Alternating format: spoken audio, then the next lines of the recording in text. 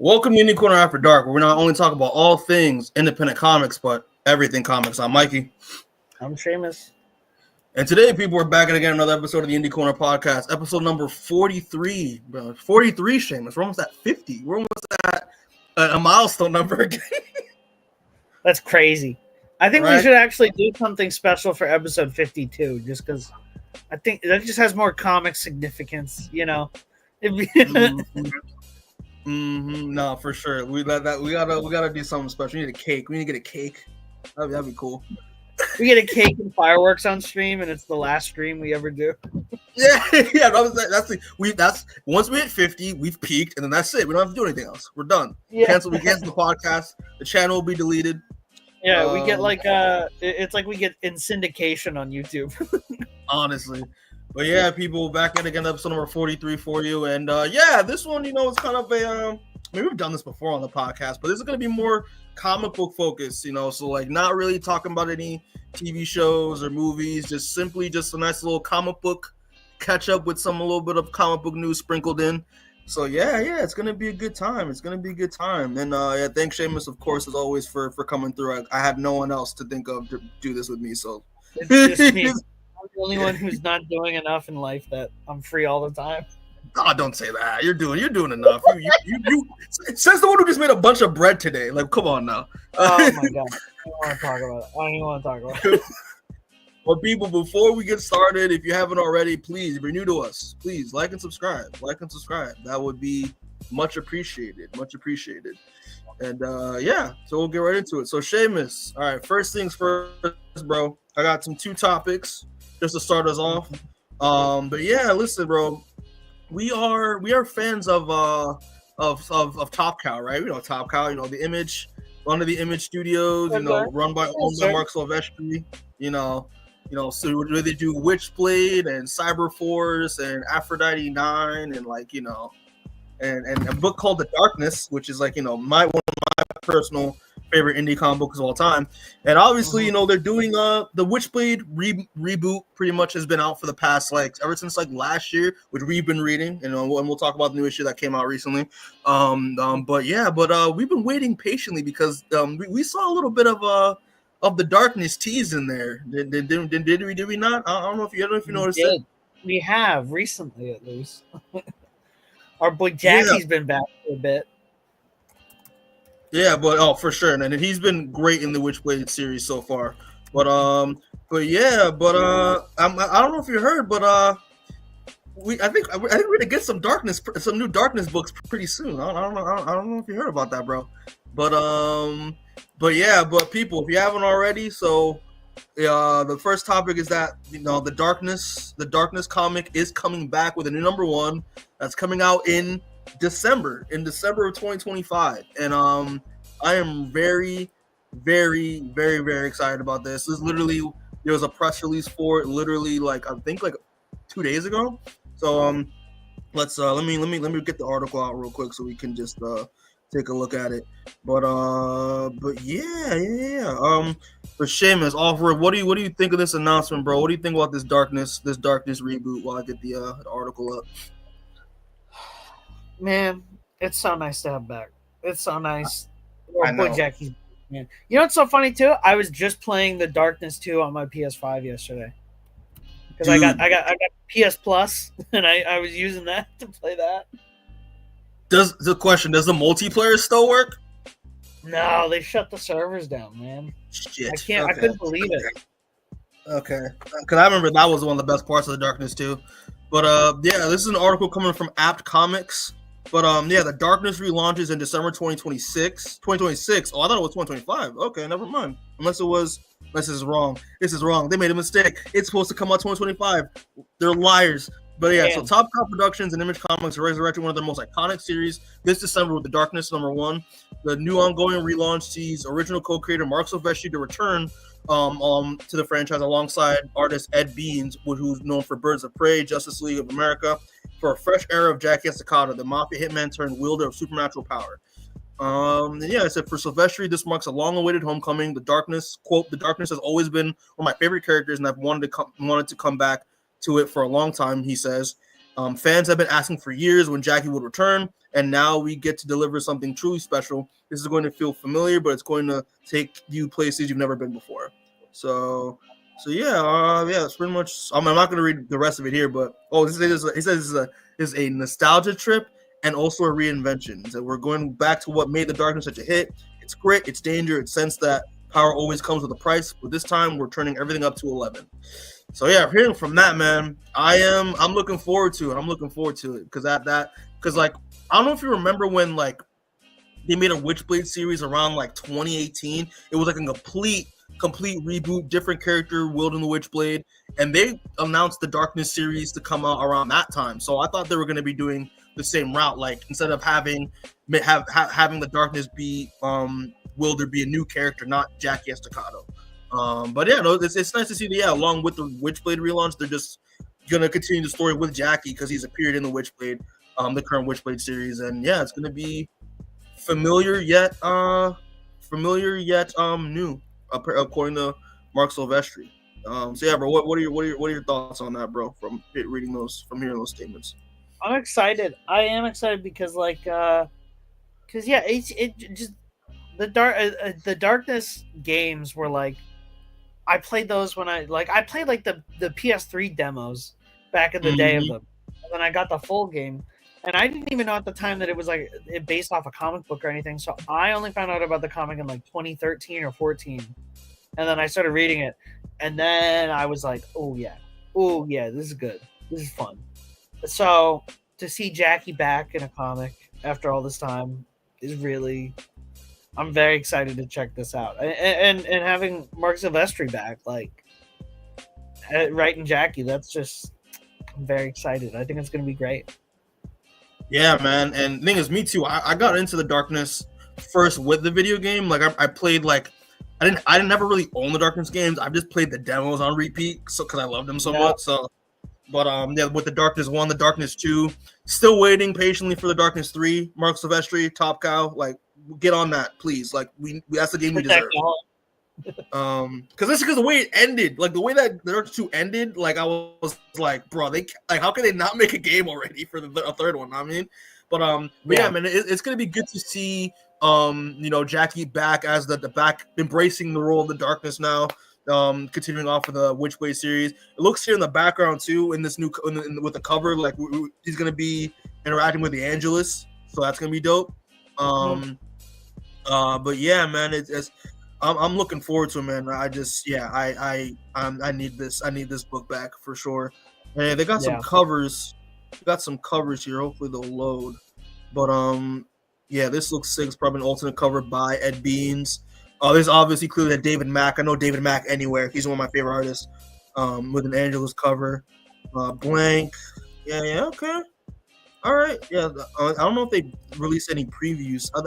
There was one news outlet that released like actual previews of the number 1, but I digress. But yeah, man. So this is gonna be coming out in December of this year, December 10th. And pre-orders are actually open. They opened yesterday. So for people who want to pre-order the book, please do it now. Put it on your pull box while you still can.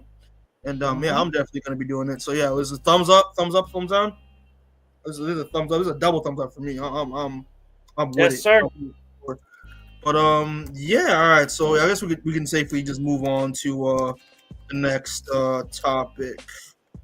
But yeah, bro. Oh, I'm making banners last minute because I barely prepared. But yeah, man. So just move on to the next topic, bro. So obviously, there was I mean, not to get, because we're a comic podcast. We don't talk about politics, none of that up on here. But unfortunately, this topic kind of melds into politics territory. But yo, man. So we're gonna talk a real quick about the Red Hood situation that's been going on.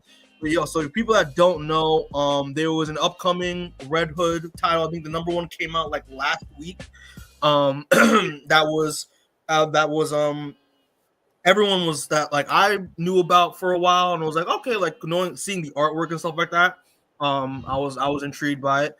But yeah, but It came out. Number one came out, and then within a few days, it apparently got canceled. And again, I'll pull up the article here from. And this was such a big deal that the Hollywood Reporter got onto it.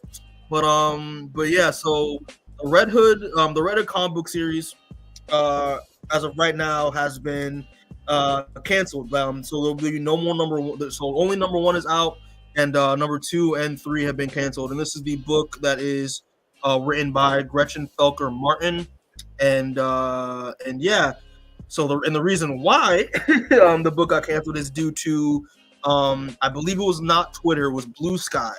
The Gretchen Felker Martin made some posts on Blue Sky that joked about the shooting of Charlie Kirk that happened last week. And yeah, it was, and it apparently. Here's I think what they said on the post. It, quote, "Hope the bullets okay after touching Charlie Kirk." Read one post. Quote, "Thoughts and prayers, you Nazi bitch." Quote, end quote. Read another by Felker Martin. The writer is trans, while Kirk was known for his anti-trans stance. Felker Martin's Blue Sky account is now deactivated, but those posts were screenshotted and widely spread before DC canceled the series. So yeah, man. So what do you think of this cancellation, bro? I know we talked about it like around the time that it happened, but I don't know if you have anything more to say on it. It's bullshit. It's so stupid. Yeah. It's ridiculous. It's hypocritical. There's so many words you could use for it, but it's so dumb. Especially like, how can someone who can write a book about the celebration of killing, because Red Hood is just all about like, yeah, he kills villains, you know what I mean? And then when the author's like, yeah, I agree with that, we should celebrate some deaths, then DC's like, oh, hold on. It's just ridiculous. Like, Red Hood is a character who kills people, and the author can't even like share the same values as their character for a second without getting canceled. And it's even funnier is that the first issue was actually like good. Like, it was like pretty good. It wasn't bad. And it's just so weird that DC decided to. I mean, it's been so weird in general for so many companies to instantly bow down to Trump and be like, yeah, let's fire people for making fun of the death of like a random podcast guy. Like, yeah. Do you think this would happen with Republicans if like Mark Maron died next week? Like, no. Like, it's just so absurd and ridiculous that we're canceling books just because like someone makes fun of a death on their Twitter account. Like, especially someone who is like so bigoted died. Like, I don't know why you're trying to hold any reverence for the dude who didn't believe in the Civil Rights Act. Like, just a ridiculous situation. I'm very disappointed in DC.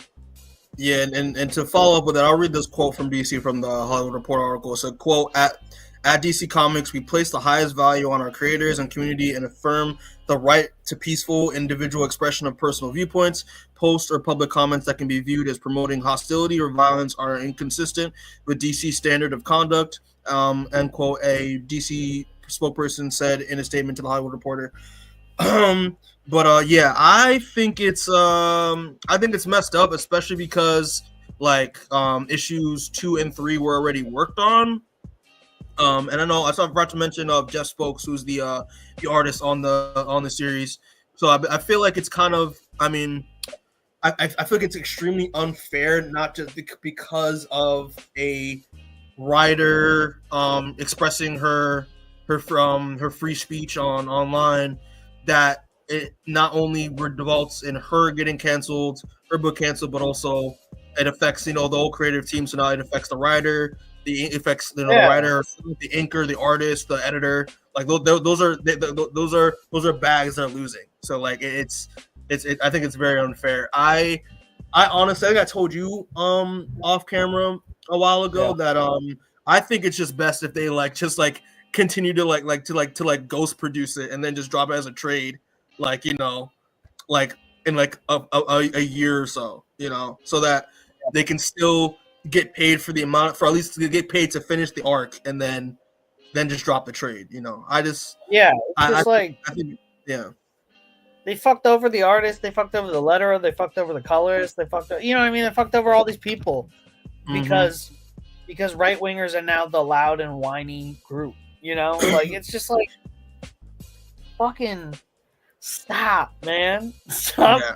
These right wingers got to stop ruining all this shit I love. I can't even read a Red Hood comic anymore without people whining about it. And what's crazy is I don't even think like there were people who were really clamoring, for it to even get canceled. Like there are people making enough noise, which is like, if people made enough noise to get this canceled, like I guess that kind of makes sense why they make the decision, but they really didn't, They just straight up did it because they're doing flips on Trump's dick. They're doing backflips on it. Warner Bros. Is trying to appease him. Disney's now trying to appease him so they all don't get like economically screwed. And you're just like, this is depressing. This is so depressing to see.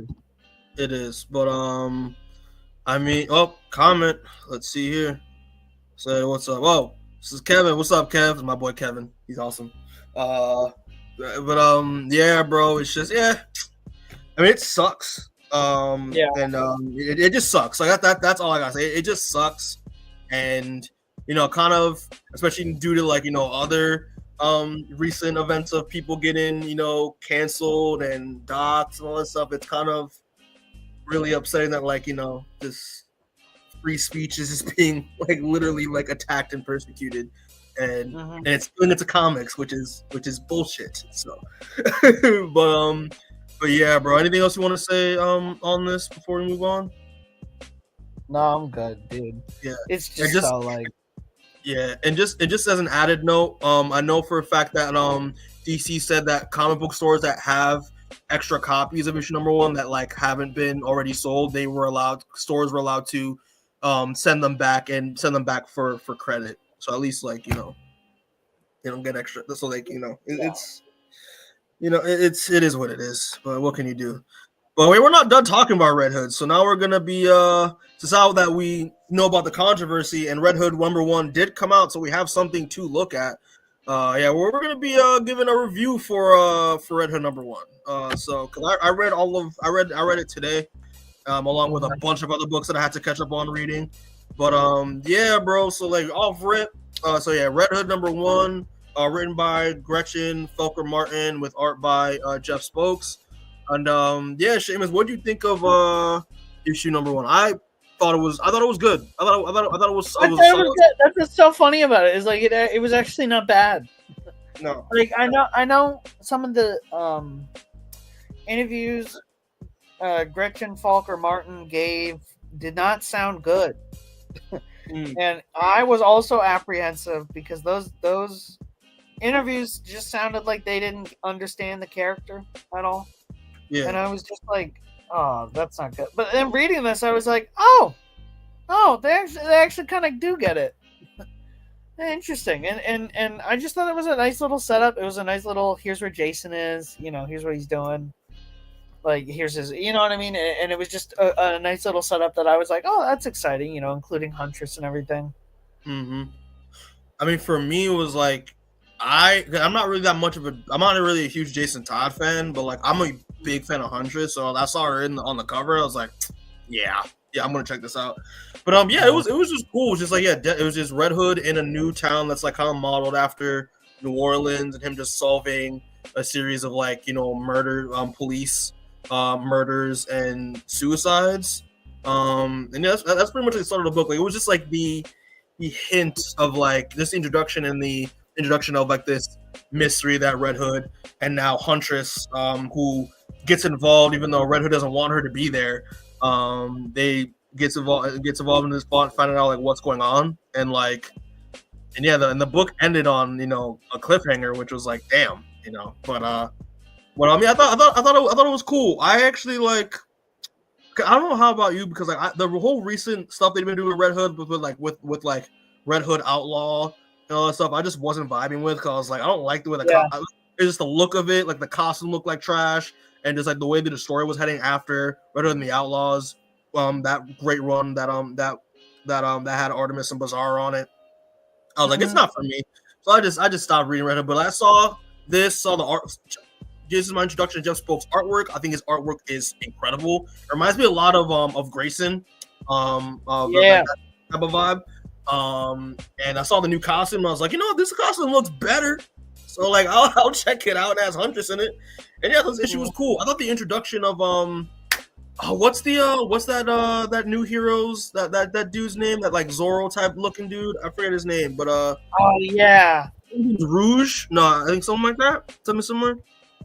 I thought the introduction of that character was really cool. Oh no, Royale. His name's Royale. Yeah, I thought that character was cool for the most part, but they don't really last that long. They don't really last that long in the book, so it is what it is. But yeah, man. Overall, I really liked it. I thought this book was fun, and it just sucks because like if I would have definitely continued reading it, after reading this issue. So yeah, it is what it is. But yeah, Gretchen Falker Martin. I mean, you did a good job. I feel like we give you props. Talking your shit and also writing a good Red Hood book. So props to you though.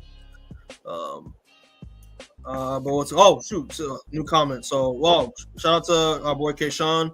The artwork is always gonna slap for some reason. Sometimes the art gotta carry the series. Oh, it definitely does. Like the art alone is what was grabbing me towards this series. So, and it did not disappoint. I'm definitely gonna check out Jeff Spokes' work going forward because I really did like his art. I really like his style a lot. So yeah, Shaves, any more thoughts before we move on to the catch up? I'm good. All right, bro. So yeah, we're just gonna move on to now our comic book catch up. So this is pretty much gonna be us talking about all the books that we have been reading for a minute now. Gonna be a mix of like Image, Marvel, and DC for the most part. I literally was reading as much as I could today. I just spent all day just reading books.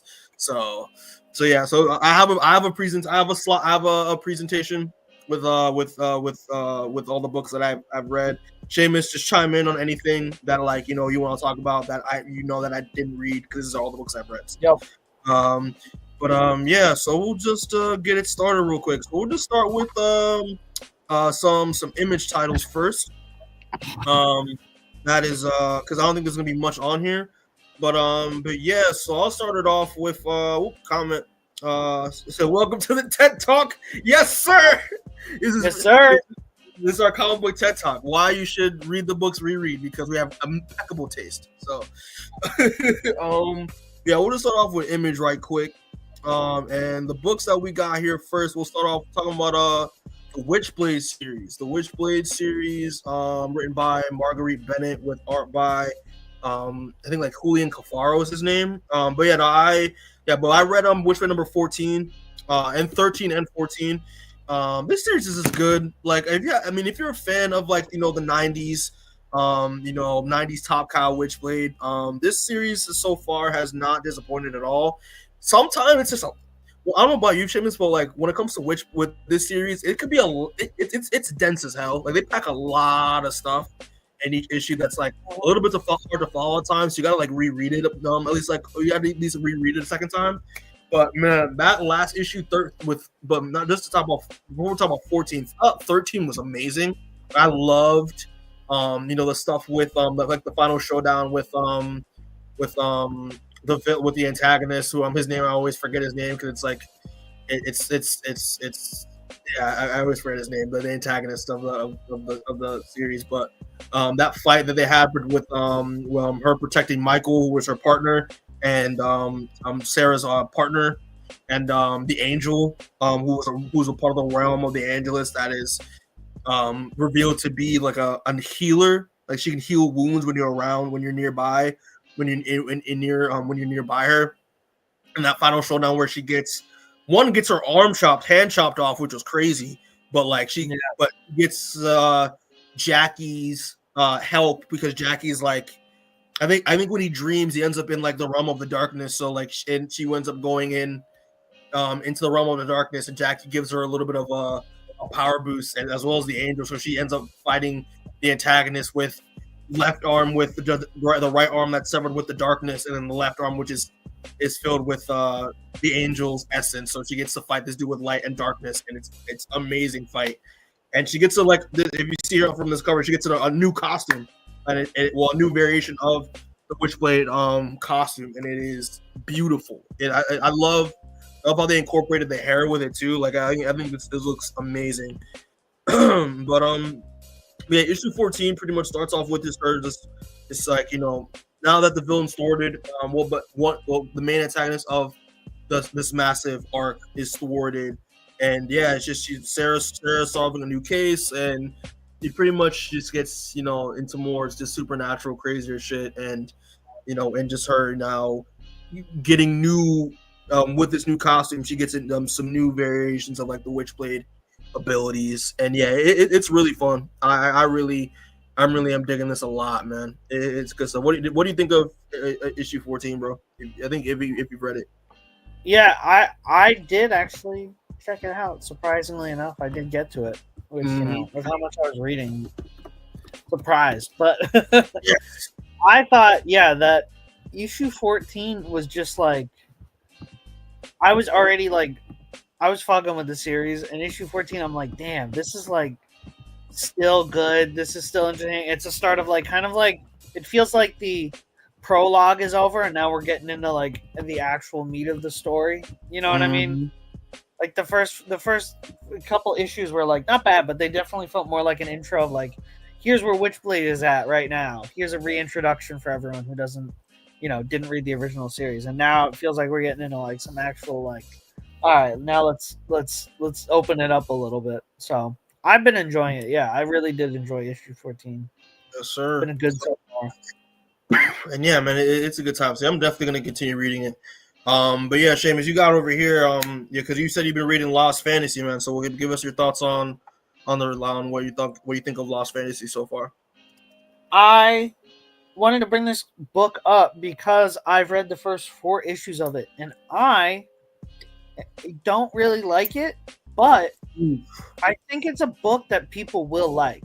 Like, it was definitely a read where I was going through it and I was reading it going, I think I'm the issue here. Like, I don't think this is bad. I just think, for whatever reason, I just wasn't vibing with it as much. But it does seem fun, and it did seem interesting to me. It's about this guy who you see on the cover, Henry Blackheart. He's kind of like a Cloud Strife type dude, and it takes place in a world where a lot of Earth's events can be chalked up to like actual fantasy things. So like the example they give is the Great San Francisco Fire wasn't just like a fire, it was actually caused by like rampaging fire giants, and how like there's this whole other fantasy world connected to Earth that we don't know about. And Henry Blackheart is basically like an agent that is like a joint agent of the FBI and like the Hunter Association from the magic world. So both of their associations like work together, and he works for both. So he works in the real world and in the fantasy world to like solve crimes and stuff. And it sounds very interesting. And I don't think the writing's bad, and the art's beautiful.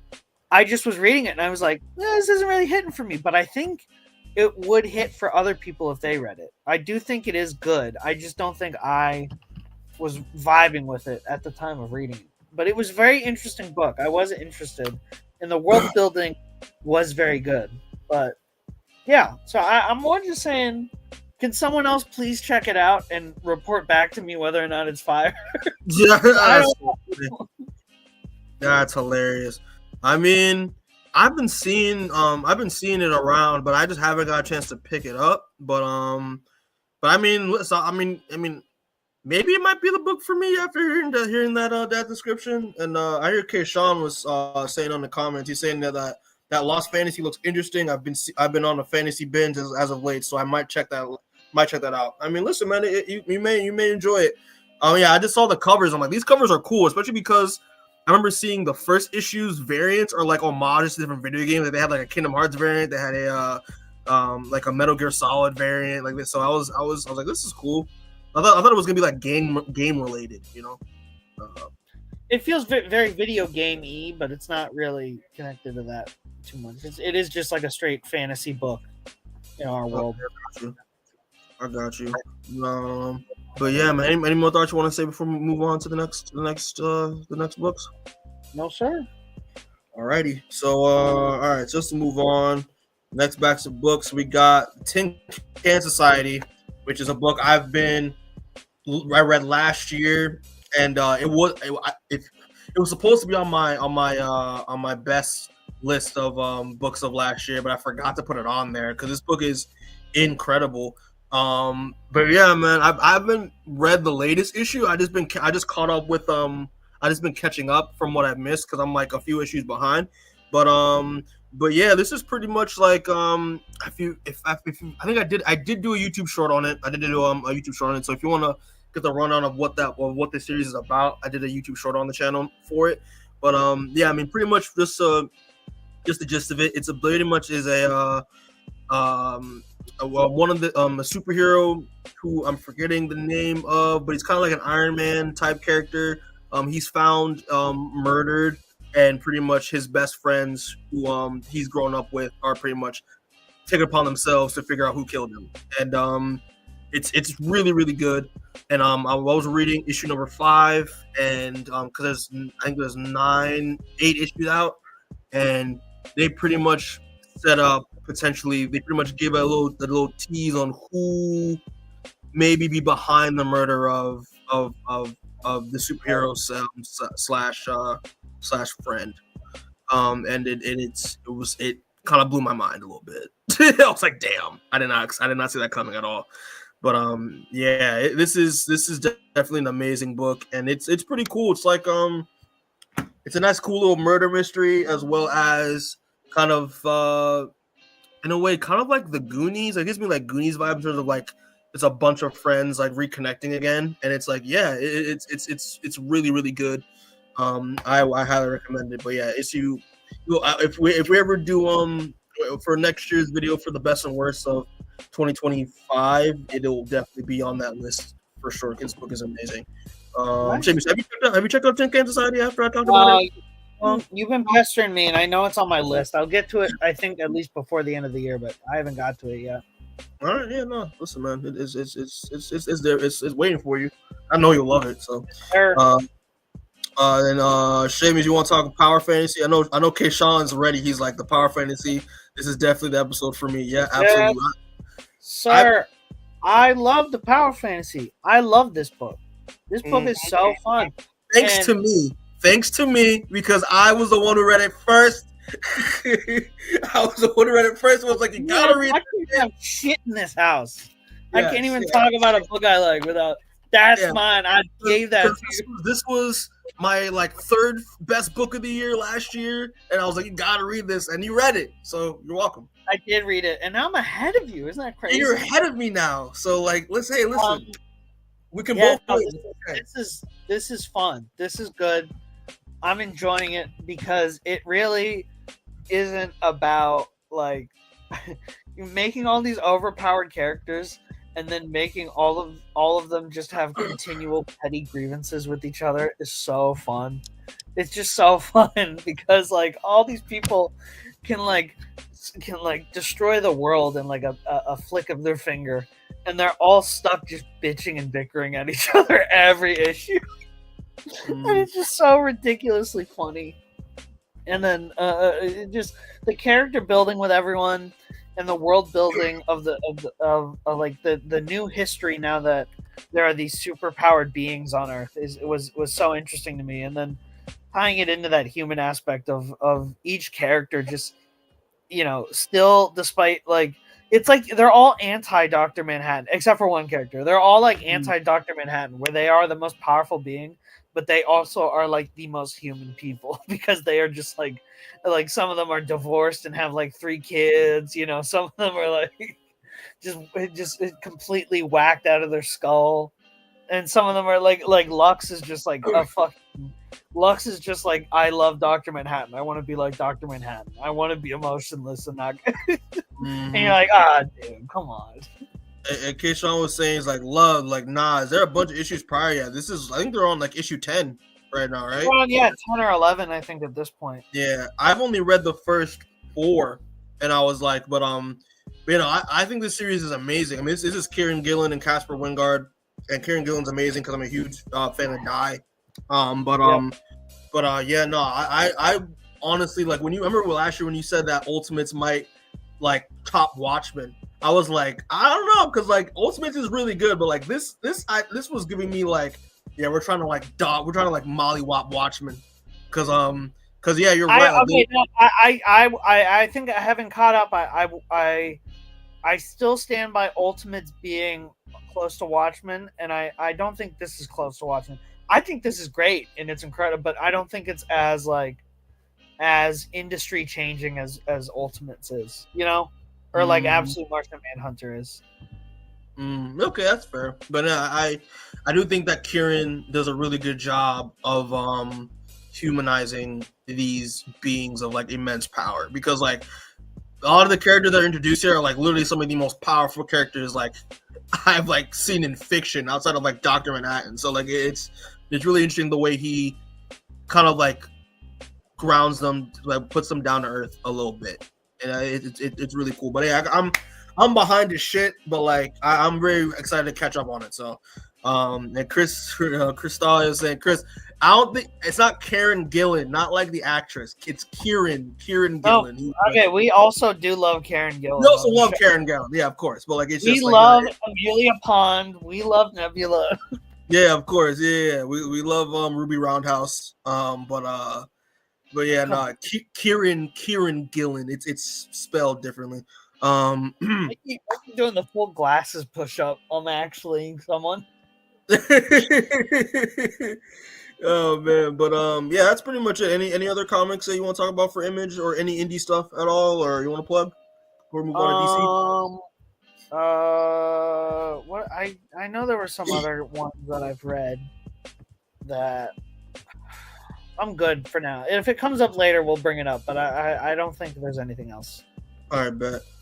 But yeah, no, Chris, don't worry. Like, I'll send you some links. Read. You would love.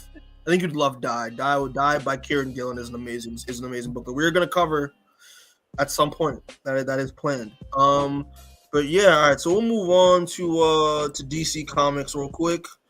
But yeah, so this is where a lot of my reading has been lately. We got a bunch of titles here, but first things first, we're on the first set of books that we're gonna be talking about here is Absolute Wonder Woman, number 12, and then Green Lantern, I think number 6, or number 5.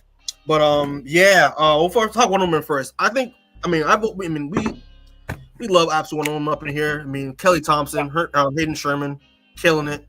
I thought this issue was great. Again, it's more of the labyrinth and the maze arc they've been doing. And it's literally like, Diana finally finding an Amazon, one of her sisters, which is Io, who was a relatively well-known Amazon in the Wonder Woman lore. But the blacksmith. Yeah, and then and it was kind of interesting to see, how since Io's been down in the maze for a long time, how her and the other monsters trapped inside have made kind of a community for themselves. I thought that was very interesting. And very fun, but I thought this issue was pretty good. I don't know what your thoughts on Absolute Wonder Woman, Seamus. Yeah, so like the reunion with Diana and Io is just like that shit. I was like, you've been waiting the whole series. You're like, when is she gonna meet another Amazonian? Like, when's it gonna happen?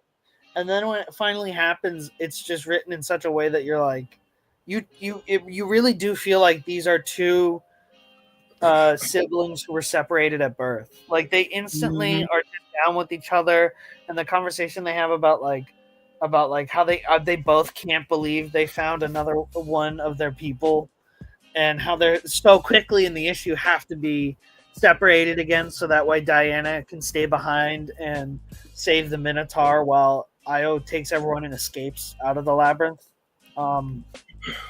Yeah, and that fucking invisible trident at the end that Wonder Woman has now instead of an invisible jet. That was awesome. Such a good moment. It was so cool. I'm so excited for the next issue. The next issue is finishing up this arc, and then right after that, we have the crossover with Absolute Batman. So I'm excited for where this book is going.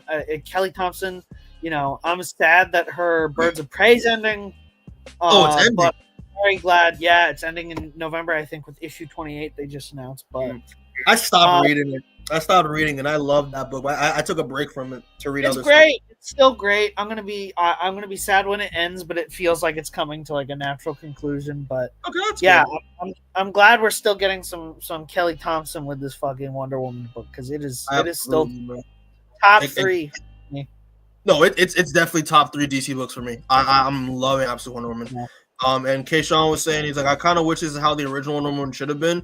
I've said this off rip when the series started that like this is like I've never really cared much about like the main universe Wonder Woman, but I love this version. This version is like my favorite. Yeah. It doesn't help that Tom King's writing this Wonder Woman, and it's one of his bad runs. Yeah, you've been missing the Seamus' rants on Tom King's Wonder Woman. Now that Zeb Wells' Spider-Man is over, Tom King's Wonder Woman has supplanted that as horrific fucking evil I have to read. Oh man, but Absolute Wonder Woman number 11. Please check it out. It's or just read the series in general. It has not disappointed at all. Absolute Green Lantern number 6. I don't know, Seamus, if you've stopped reading or not, because I remember you told me off camera that you were. I read all of it together now, and I get it. It's good. Okay. I finally got it. Okay, so with Absolute Green Lantern number 6, which is written by Al Ewing and Jahay Lindsay, that's how you say his name. I was kind of in the same boat with you, Seamus. Was like, I thought it was cool, but in the back of my mind, I was like, I don't really get what they're planning here. And then this issue dropped. Well, last issue kind of been like, oh, okay, now I kind of see what's going on. When we see John, as not the Yellow Lantern, but the Gold Lantern, which is revealed in this. But yeah, the way they pretty much introduce, kind of in a cryptic way, how how this version of the ultimate of the emotional spectrum works, but it's not really an emotional spectrum in this. It's kind of more of a I don't even know how to put it, Seamus. It's kind of kind of like their power derives from a sort of like a certain set of like actions. Their power, it's like they made Al Ewing took the Green Lantern cores, and instead of making them an emotional based spectrum, he switched it into being like a Buddhist based enlightenment system. Where the more enlightened you get to the world, the different colors you get, and then the higher you get in like the hierarchy. So like John is the Gold Lantern, or like it's like a yellow/white lantern. Yeah, it's kind of like a weird mix. And so John is at like the highest level, and then I think it's Joe, the Green Lantern's at the second highest, and then Guy is at the third highest, and then Hal is at the bottom as the Black Hand. Yeah, as the Black Lantern, so it's like a weird and it's interesting to me. It's flipping. Because that's what I didn't understand. I was reading the first couple issues, and they just felt like kind of watered down Green Lantern. And I was like, I don't really know what the change is here, or the big changes to kind of get me involved, because every other Absolute book had some at least crazy thing in the first issue that you were like, whoa, this is new and different and like wild. Whereas like this was kind of just like, all they really changed was like Abin Sur being a big alien and a villain, and that's really it. But now that they dropped this, like, I think the idea of changing the entire conceit of Green Lantern from an emotional spectrum to an enlightenment spectrum is really, really interesting, and it's a really cool move, and it has me excited at least for the rest of the series, because like teasing that the big villain is Mogo, like. I know that was crazy. Like, And Mogo is pretty much kind of like the avatar and the embodiment of the black spectrum. yeah, pretty much. Black Hand, and it's like, Yeah. So, so if Mogo's at the bottom of the enlightenment spectrum, is he just stupid? I guess. Mogo's gonna show up and talk like Solomon Grundy. And I got it here, yeah, because like Guy and John kind of describe it as like, yeah, I'll read verbatim from the book, that there are 4 levels of light: Card, which is lowest, which is where Hal is as the Black Hand; then Rao, where Guy is; then Sir, which is where Joe is as the Green Lantern; and then Or, where John is as the Gold Lantern. And Card pretty much represents chaotic action. Rao represents restraint from action. Sir represents correct action, and then Or is total understanding. So pretty much like enlightenment. So yeah, it's pretty much like I think it's very interesting that like a Buddhist enlightenment system is how this one works instead of an emotional spectrum. And yeah, it's just that was a really interesting like lore drop for this version of the Green Lanterns, and it got me really excited, especially with the Black Star Mogo is revealed to be the villain of the series, so he's the impending doom. So I really did like this a lot. Also the character of Cameron Chase in this, which is Joe's ex-wife. That was really interesting. Who's your partner in the book, bro? Well, freaking Simon Baz, who wears a mask. It is for no reason other than that. They know if he wasn't wearing the mask, you wouldn't know it was Simon Baz unless someone said his name out loud awkwardly. I know. I laughed. I was like, you wouldn't know it's Simon Baz unless he's wearing the mask. Oh man. But Keyshawn was saying, it's like, watch, there's gonna be a gold, silver, and crystal lantern, then a ruby, sapphire, emerald, diamond, pearl, platinum lantern. It's gonna piss me off. Nah, bro, it's just 4.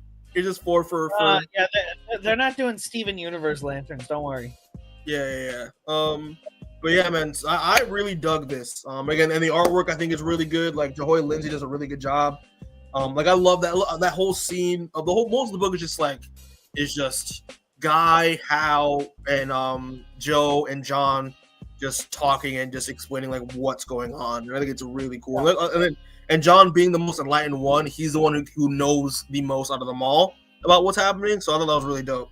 But yeah, man, this was good stuff. I'm locked in on the series now. I'm really enjoying it. Any more? I'm very glad that I was gonna say I'm very glad that this and Absolute Black Panther have really rallied, and now I'm like, hell yeah.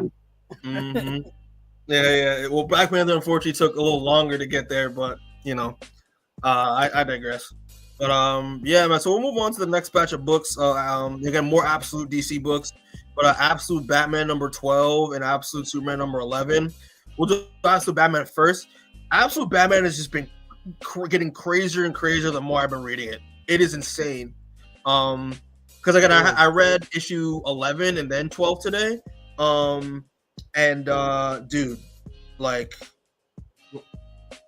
the way they did Bane in issue 10, like them setting up Bane's intentions in his origin story was great. I loved it.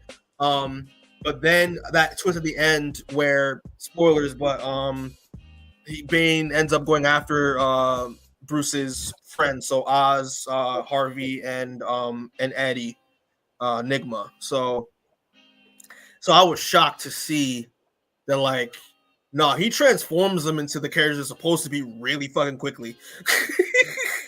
He makes them into their main universe counterparts in the most painful ways possible. Dude, like, I don't even I couldn't even, because like, again, like, and also because obviously Waylon gets turned into like this horrifying version of Killer Croc by his experiment in Arkham or Ark M. But like seeing just simply like what happens with when the other Bruce's other friends get confronted by Bane, and he turns them into the main DC universe counterparts in the most horrifying, painful ways possible. Like, dude, my jaw dropped when I saw Eddie, bro. I was like, oh my god, like that was crazy. The question mark shape cut out of his skull. Yeah, You're just, oh my god. literally like his brain is exposed and covered with like tubes. He reminds me a lot of like the Thinker, in a way. Yeah. His eyes got pushed in, so like he has to replace them with like these lenses. Like he was really augmenting himself.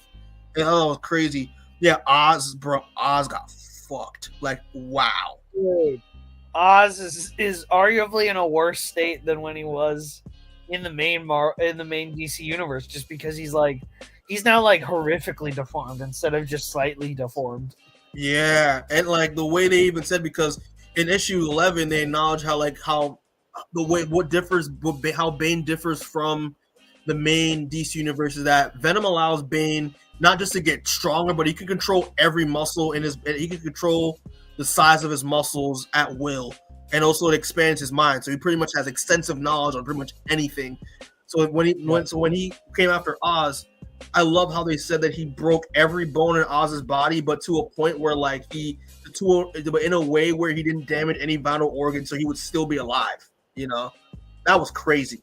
And it also Harvey just getting his head caved in, and also getting half of his face burned. But you can already tell that he's already developing the two sides of Two-Face already by that one panel where he's talking to Bruce about that memory with the cop, and then he said, when he says, how the cop told me never to hang out with you losers, and he said that he was right, and then he said he was right on both sides, like the panel's cut in half.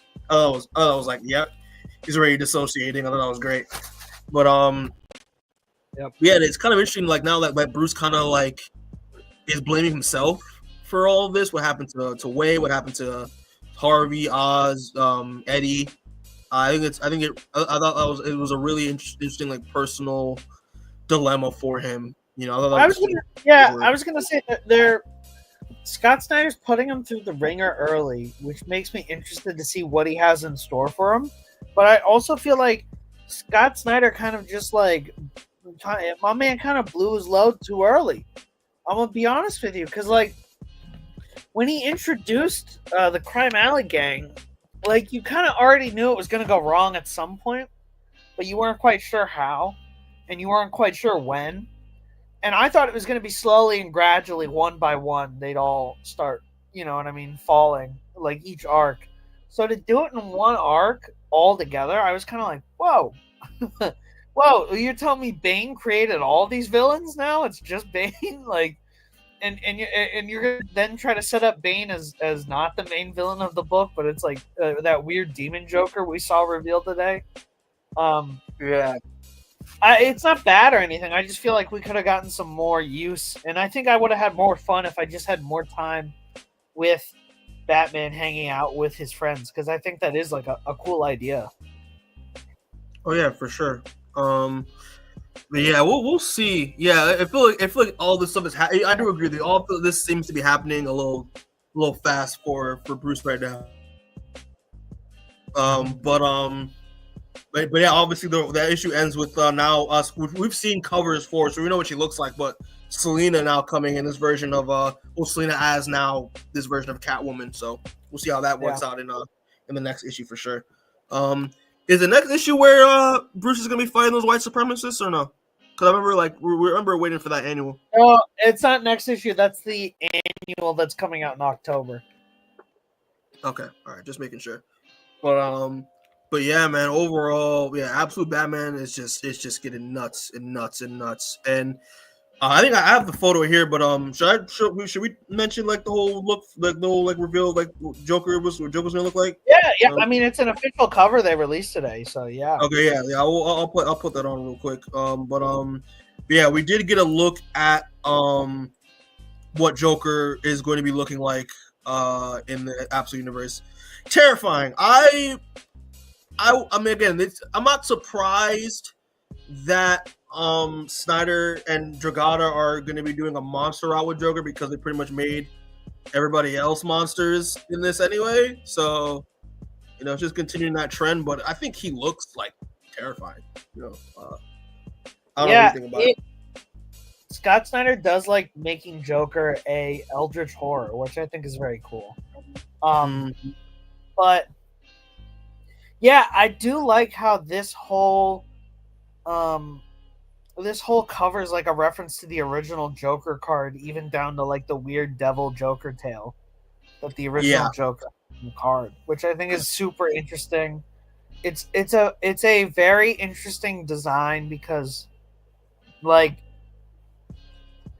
I'm interested to see the thematic elements of his transformation because we've seen him in a bunch of different states so far, where we've seen him fully reformed, where he is just a dude. We've seen him pale, sitting in the chair, getting like absorbing those like fetus babies or whatever.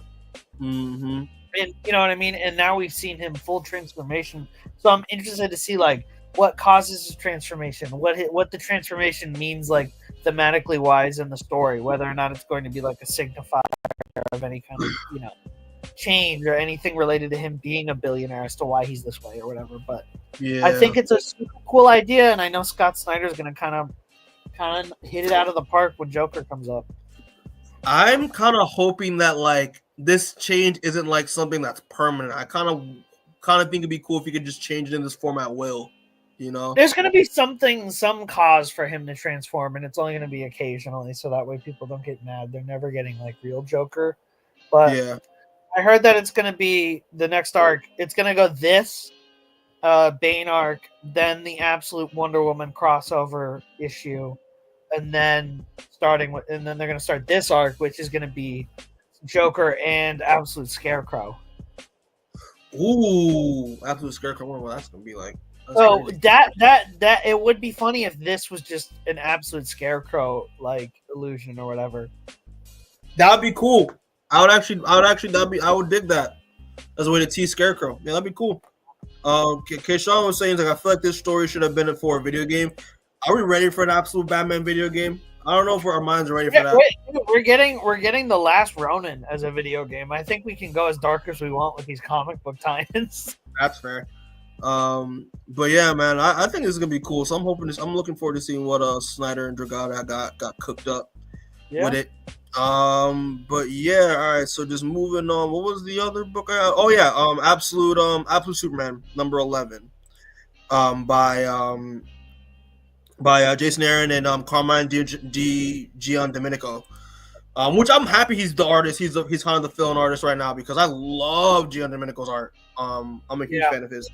Yeah, man, this is like the last issue because I read 10 and 11 today, and like the whole that twist. Okay, first of all, the twist with the Omega Men about how it was the Mega Men are actually a ploy and a front for Lazarus Corp, and that it's Talia that's in charge that is running them.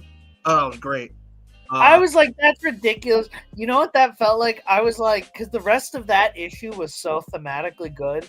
And it was like James Aaron couldn't help himself because Jason Aaron just loves throwing shit in like that. Like just the most ridiculous idea you've ever heard. And it's partially why his Avengers book was so bad because he couldn't help throwing in these absolutely dumb, ridiculous ideas. And it worked when he was writing Thor. But when you're writing like Avengers or Superman and you start throwing in like when they like the character of Black Skull in the Avengers book where it was like it's Red Skull with the Venom symbiote. You're like, ugh. Like Talia al Ghul is like leading the Omega Men, who's a false flag operation for Lazarus Corp led by Ra's al Ghul and Brainiac. You're like, all right, man, that's a little too much. That's a little too much because the rest of the book was literally about like how interesting it flashbacks to like Krypton and how the working class on Krypton was regularly persecuted, and that's kind of what led to the planet's downfall because the ruling scientific class wasn't listening to the working class at all. And you're like, wow, interesting. And then he ends it with like a dumb idea of like, here's Talia al Ghul, and you're like, oh, come on, couldn't we have left that till next time? You're telling a great story there, but yeah, it's been interesting. It's been an interesting book. It's sitting like around the middle of the pack for me with these Ultimate and Absolute books, but I love that Brainiac issue. That was just about Brainiac's origins. That was like, That was great. holy That was so good. But yeah, and this newest issue where Superman's like being trained by Brainiac and Ra's al Ghul to kill and to hate, and he's like resisting it, and then he's in the simulation. He starts breaking the simulation by unionizing everyone and becoming friends with everyone. And you're like, hell yeah, that's the most Superman thing that could possibly happen. I think it's also, just to add on to that, I do love the fact that because we all know that Superman, which is like, an almost, with some exceptions, is almost a universal truth of the character, that he's just altruistic and kind. So like, I love the fact that like, even though Brainiac is attempting to mold his brain to make him a killing machine, like Ra's al Ghul wants him to be, because Ra's al Ghul wants him to be the son of the demon. But like, just because Superman is the way he is, he just naturally resists to killing other people. I love that a lot. So yeah, no, I thought that this issue was really good. Also, just like, I'm loving that dynamic between Jimmy and Lois. I think it's like a really fun. It's kind of similar to how they are, like that kind of like brother sister kind of camaraderie that is in the main universe. But yeah, no, I just love the fact that this issue is just them just trying to break Superman and to change him to something that he inherently isn't, and I love it. I thought it was really good. And what do you think of Carmine Giandomenico's art in this compared to the previous artist? I liked it. I did like it. I thought it was it felt like when I was reading, like when you're reading Invincible for the first time, and you notice the art changes, but it's like Ryan Otley. You know what I mean? And you're like, damn, like I like like you're going from Cory Walker to Ryan Otley. Like the art's still gonna be good. And it felt the same thing here where I noticed the art change, but I was like, this is still really fucking good. I like this shit. So yeah, I do enjoy a new artist stepping in. Yeah, I kind of like his artwork. I think his artwork fits more to this than I think the last artist does for me. I don't know why. I just feel like Carmine Giandomenico he just knows how to fucking draw good superhero shit. I just and that one shot where like it's Superman just like flying in the air and his cape is just all scattered, and it's crazy. I liked it a lot. But yeah, man. So I guess we'll move on to the next batch of books. Kishan was also asking, are the absolute stories tied together? They're supposed to be, but not yet. It's planned. Not yet. You're gonna have to read this next month. You're gonna read Absolute Evil's like the first big crossover, and then Absolute Wonder Woman and Absolute Batman in November are gonna have like a smaller crossover. So that's when you're gonna start seeing these stories maybe start connecting to one another. There have been teases though, like when Absolute Flash started, like there was a teaser, like, oh no, like there is gonna be an event or something happening that's gonna end up having all these characters meet each other and cross over. So it is definitely planned for sure. But yeah, we just gotta like wait and see a little bit. But yeah, all right. So yeah, next batch of books for DC is Absolute Flash, number 7, and yeah. Well, I'll let you talk about that because I didn't get a chance to read it yet. I'm still a little behind. Well, yeah. I'll have you know, I bought this one physically, baby. Let's go. You know, because I was in there to get a book that we will talk about at near the end of this. But yeah, this issue, man. I don't know if you can tell from the fucking cover, but guess who the villain is? The Wizard. The version of Weather Wizard. Because the last thing I read from Absolute Flash was when he thwarted Heatwave. So I was like, that was like issue 5. So yeah. Yeah. So the issue's mainly about Wally's still on the run. His metabolism's crazy, so he tries to like steal from this convenience store and passes out, and then wakes up in prison. In front of, and the rogues are there because they caught him in prison. But Grodd is missing, and Wally's freaking out while this storm's happening, and Wally's like, "Listen, I'll go with you guys if we can just find Grodd. He's like my best friend, and I don't know where he is." And Captain Cold's like, "Yeah, sure, like we can do that. That's easy enough." And so they go into the storm, and the rogues can't follow because they're worried about their shit getting broken. When Wally's like, "Oh, Grodd's in there. I have to get him." So he runs in there. We have all this drip that we can't afford to break. So you got this, kid. What? No, I was saying it's saying so they're pretty much just like, oh, we have all this drip we can't afford to break. So pat on the back, you got this, literally, kid. They're literally like, guys, we're like entirely powered by tech. If this shit breaks, we can't be superheroes. And Flash's like, fuck it. So he runs in there and he comes across Weather Wizard. Weather Wizard, of course, an experiment of Eleanor Thawne's.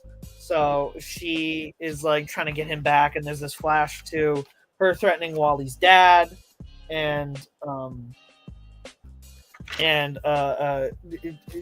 Thawne gives like a fucking like tease about like he's like, what is it we're doing? What is it you're doing here? And Eleanor's like, oh, we found God here, like, you know, fucking teasing future villain. I don't know who it's gonna be, but yeah. And then Wally beats a Weather Wizard, and Weather Wizard, you know, is like, don't send me to prison.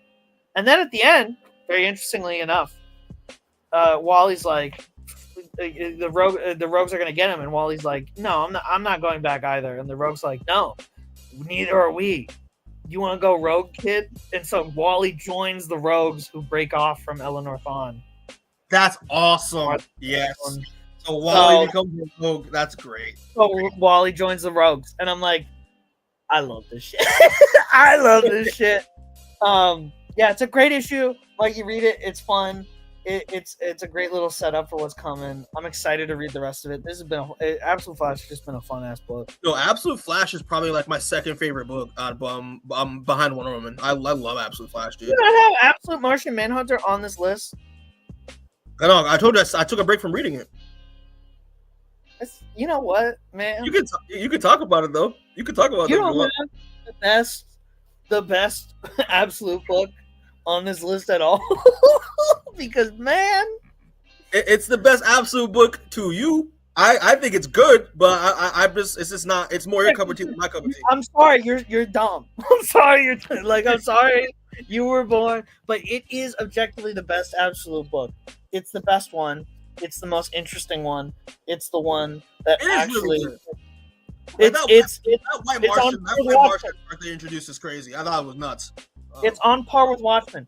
I think that at the end of the first arc with issue 6, they're going on hiatus until December, which is killing me. But the first arc ending, and the fight between the Martian and the White Martian was just so like the idea of using thoughts and concepts from people's brains and culture and society, and like stealing those to use as weapons by fighting in opposites was just so interesting. And the way that Javier Rodriguez artistically shows that on the page is just so fucking insane. Like, the idea of using the idea of the White Martian, like, taking the idea of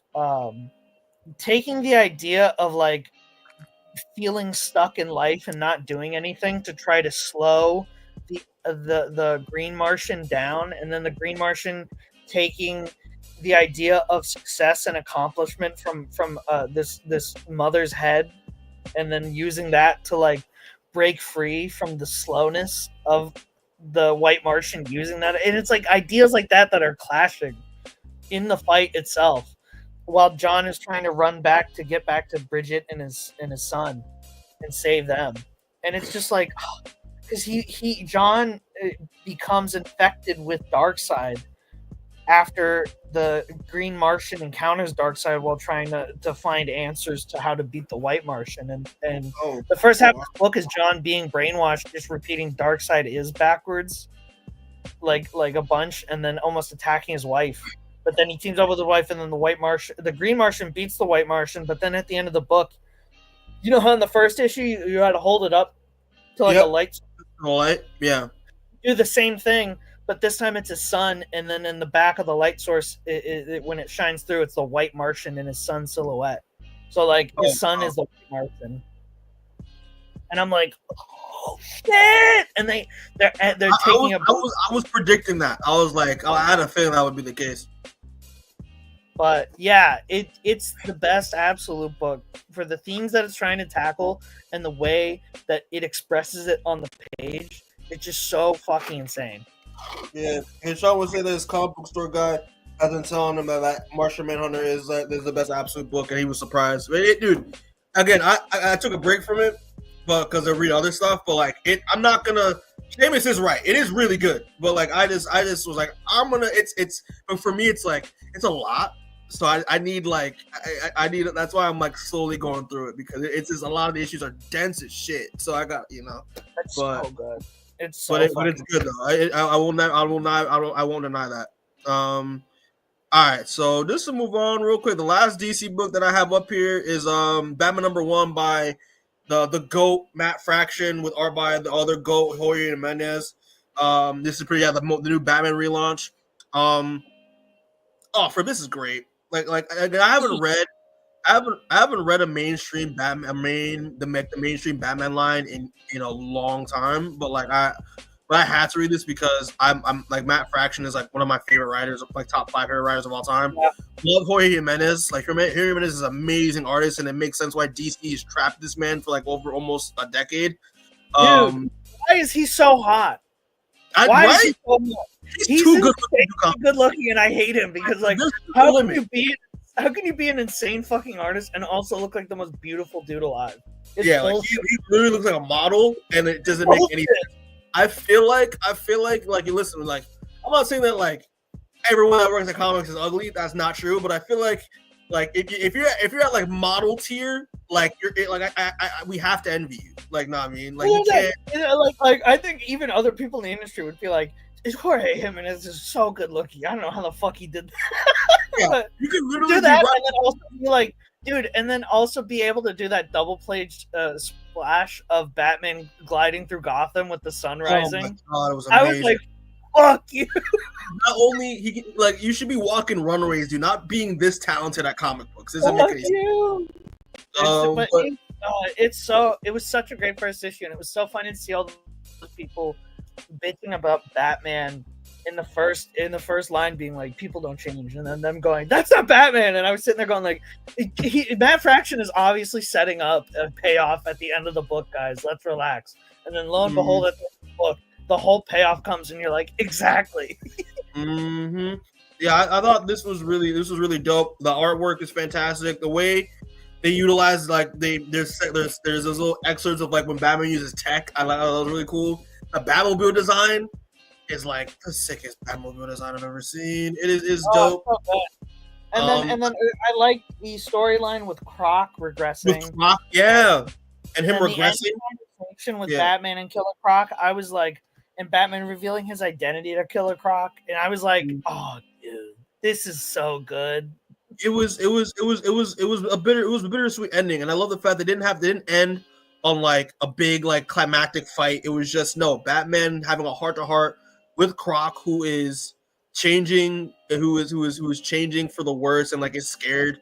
So Batman literally is using his own humanity for a change to kind of like have a heart to heart with Croc to calm him down. I thought it was amazing. I was like, this is great. Like it's like Batman isn't. I mean, obviously we like Batman beating the crap out of people, but like it's nice to see Batman actually like use his heart for a change. That was nice. And also the ending revealed that Tim Drake's in trouble, and that Tim Drake suit is fire. I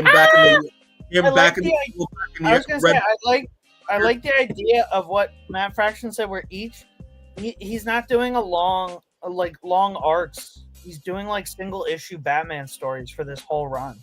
And I'm like, this is gonna be so fucking good, dude. Like just getting like a different 20-minute Batman episode every month is gonna be so fucking fun. Yeah, that's such a really great structure. Structure. Yeah, and Keshawn, good. This is so Keshawn, good. Keshawn was saying real quick. Jorge Jimenez got a manga style art to it. Oh, most definitely. Yeah. It's like the perfect blend of like Western comics and that manga type of style. I think it's great. Like, I mean, hot take. I mean, I'm not really a hot take, but every time I mention this book to Seamus, he like vomits. But like when he did Nemesis Reloaded like 2 years ago, that book or that artwork in that book was incredible. For the lack of the story, but like lack of the for the sake of the story. But yeah, I love Jorge Jimenez. He's great. When when he dropped some character artwork for this book, I reposted it and then he hit me back up saying, "Oh, thank you so much." I was like, Jorge Jimenez talking to me right now. It's crazy. And I just told him like, I told him, he's like, listen, I'm happy you're doing Batman. I've been writing your work forever. Like, listen, you're gonna kill this shit. We believe in you. And he's like, listen, man, I appreciate you. He's like, yeah, listen, no problem. He's such a chill dude. He's so nice. Yeah, he's so hot. He brought Batman. Fuck this guy. Fuck this guy. No, we love him here. Listen, so man. Jorge, listen, we love you, but also like fuck you, dude. Oh man. And also like I also thought he cause I know he's from, I think he's from Spain, or I don't know if he's from Spain or from Argentina. I forget which country he's from, but I thought he because every time he goes to conventions he needs a translator because he doesn't speak that fluent English, but like he could text English just fine. He's getting better. Yeah, no, he's But I'm like I said, I'm excited for this one. I love Matt Fraction. Absolutely. Thank God this book exists. Absolutely, man. And it sold crazy too. What? Yeah, what happened? It sold crazy. Did you see that? I saw an article. It sold like 500,000 copies, which is like amazing, which is great. Yeah. Good for him. Good for him. Yeah, good for him. Good for Matt. Good for Jorge. Good for the creative team. Yeah, I'm definitely gonna be reading this because I know you read the Zdarsky run, and like I've heard mixed things about it. So like after reading this issue, I was like, nah, Matt Fraction got in the bag. Zdarsky's run is oddly fine. It's oddly fine, but it's not bad. It's just like, yeah, it was all right, and then you just kind of move on. But this seems like it's gonna be more, at least a little more interesting. Which, no disrespect to Chip, but. Mm-hmm. In order to respect, we love Chip up in here, bro. It gave us the best Daredevil one of all time. So, man. But yeah, all right. So move on. Any other DC books you want to talk about before we move on to Marvel? Yeah, man. Just speed on. Reading it, but I got a little book here. I got a little book here in my stack. Oh, let me full screen you real quick. Motherfucking New Gods, man. New Gods, yes sir. I've not read it at all. I've not read it at all. This book is insane. This book is insane. I'm so glad. This has been the best that the New Gods have been since Kirby originally wrote them. Because crazy. The high bar. I no disrespect to Grant Morrison. I like what Morrison tries to do with the New Gods a lot, but I feel like he just he would use them for his own purposes, which were always very interesting. But this feels like in line with what Kirby envisioned for the New Gods to be. And it gives you a lot of great Barda and Miracle and Orion stuff. And there's a great Light Ray arc. And like Light Ray gets like a fucking whole issue to himself. And they made me cry. They made me cry about Light Ray. Because Light Ray bites it while defending everyone, so the rest of the New Gods can escape. They have to escape Paragenesis, and they're fucking like they're getting the fuck out of there because after Darkseid died, this new race of aliens that was kind of Darkseid was kind of holding at bay because they were too scared, decided to finally attack New Genesis, and the Inhumans are just, or not Inhumans, the New Gods are just like fucked. They're just like, holy shit, we're getting wiped out. So Light Ray like stays behind and he dies. And then the next issue is literally Light Ray going like, talking to the Black Racer, going like, "Hey, I'll race you if I can come back to life. Like, can I race you?" And you're like, oh shit. So like, there's a whole issue where Light Ray races the Black Racer. There's this whole issue is about Seraphan and his entire character and why he's kind of different in this series, which is very interesting. There was one issue where Miracle and Orion were fighting over whether or not to kill this kid, and Mr. Miracle's constantly like trying to fight with Orion, and Orion's like just whooping his ass. And at the end of it, Superman comes in and stops Orion from killing the kid.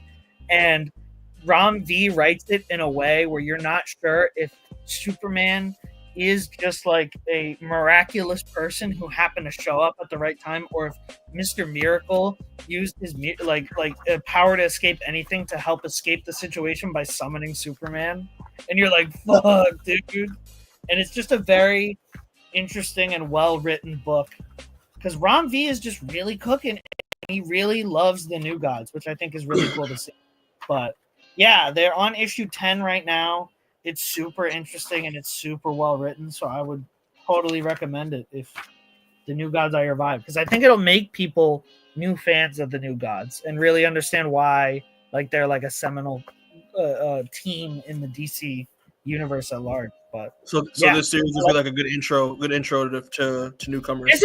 It's a good intro because you're not gonna Ron V doesn't try to worry himself with what's going on with the New Gods, like where have they been since he kind of just tells you what you need to know and then illustrates who the New Gods are by just giving them cool character moments in the story.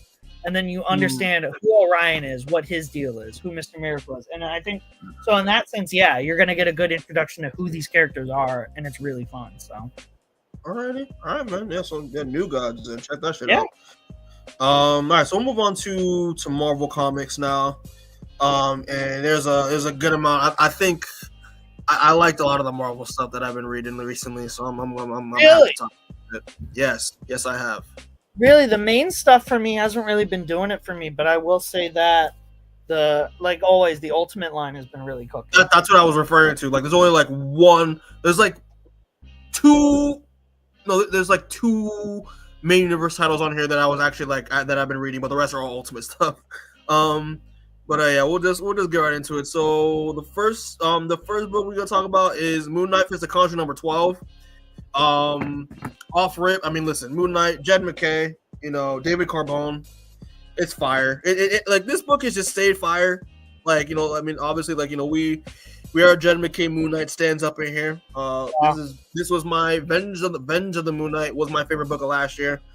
Yeah, dude, this is pretty much just well, first off, issue number 11 almost brought me to tears. I was like, this is so good. Like the whole first person view of like this mysterious character in first person interacting with all of the characters that we've seen so far in Moon Knight, setting up a party for Mark's birthday, and also as a commemoration for the Midnight Mission.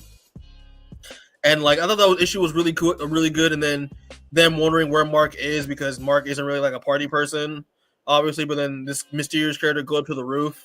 We're knowing that's where Mark will be, and he's up there, with the Soul Hoarder sword, and they just reveal the person that has been interacting with these characters all time. The person that we've been seeing through their eyes, through the point of view, is Mark's daughter. And I was like, this is so sweet. This is adorable. And then just having a heart to heart, and then Mark just reflecting on, how many people he's pushed out of his life, and the fact that he has a chance to redeem things by not only keeping his Midnight Mission close with Soldier and Tigra and Reese and 8-Ball and all that, but now getting a chance to instead of causing death in his life, causing some life for a change, and he uses the Soul Hoarder sword to restore the Midnight Mission back with like the sentient building back. I thought that was amazing. That issue was great. But yeah, issue 12 is also really fun. It was kind of like a team up between Moon Knight and the Wrecker, who if people don't know, the Wrecker was had a role in Vengeance of the Moon Knight and in a role into bringing Mark back from the dead. But yeah, it was really cool. This the Wrecker kind of I'm asking, well, kind of seeming like Mark owed him one, which again Mark reveals that he does owe him one, and that he's been plagued by ghosts. So Mark wears this kind of like this like anti-ghost like Moon Knight costume that has like where he wears like a Khonshu bird head, which I thought was really cool. And they try to fight some ghosts, and turns out the ghosts, which is revealed by Scarlet Scarab that shows up, is these are actually the victims of the Wrecker throughout the years of his criminal activity, just coming back to haunt him. So I thought that was really dope. Yeah. What do you think of the Moon Knight Fist of Khonshu so far, bro? Dude, it's been great. I don't want Jed McKay to ever leave this book ever. I think we've been blessed to get we're like at like what 50 issues ish. Yeah, I think combined with all the other series around that, which like I was blessed to have Immortal Hulk for that long, and I hope I am only equally as blessed to get Moon Knight by Jed McKay to like hopefully 100 issues. Hopefully that'd be lit. But yeah, I just love this whole series.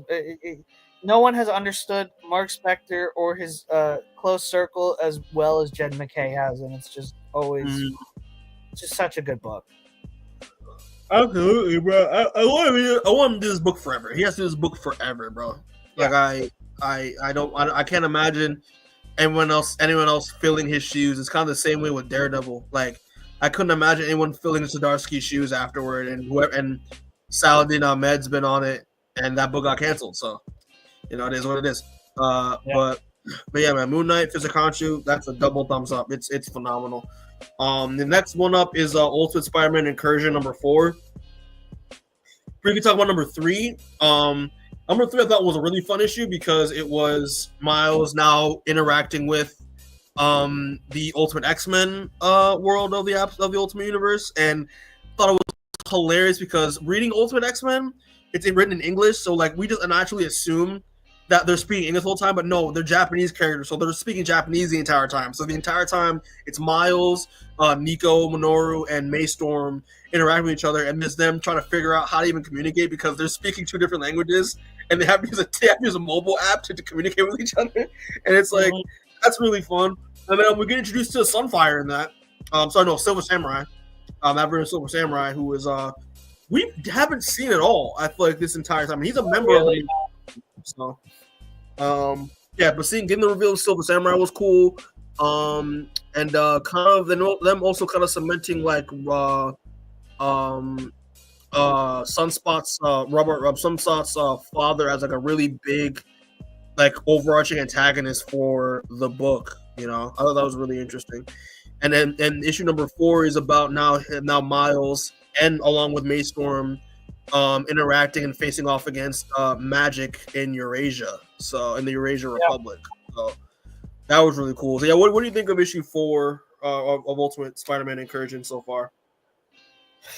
It's a weird series. Because it feels like we're just kind of like rapid fire running through the Ultimate Universe with Miles and not really given a lot of time to like sit and be interested and tell like a cool interaction, because it feels like these issues should be double the pages. Honestly, it feels like they should be all 48 issue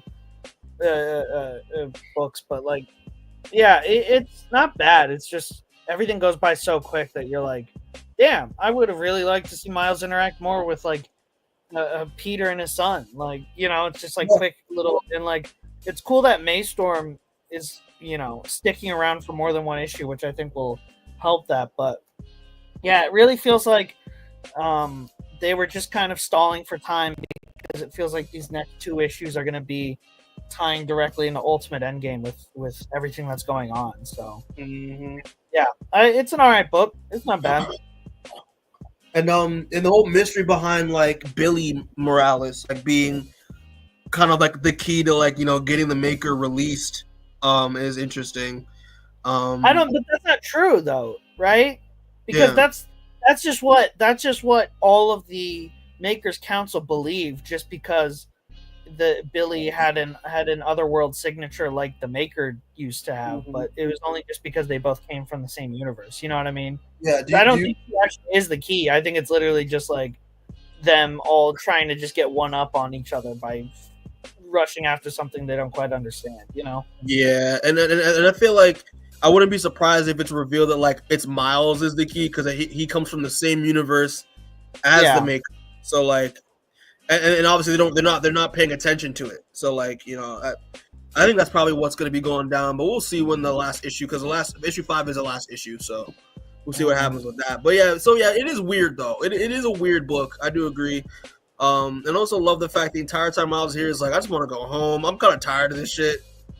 But Yeah. you know, I'm making Well, it was cool to see Anansi show up too. Bro, when Anansi showed up, I almost cried because I stopped reading the Miles book. I took a break from it.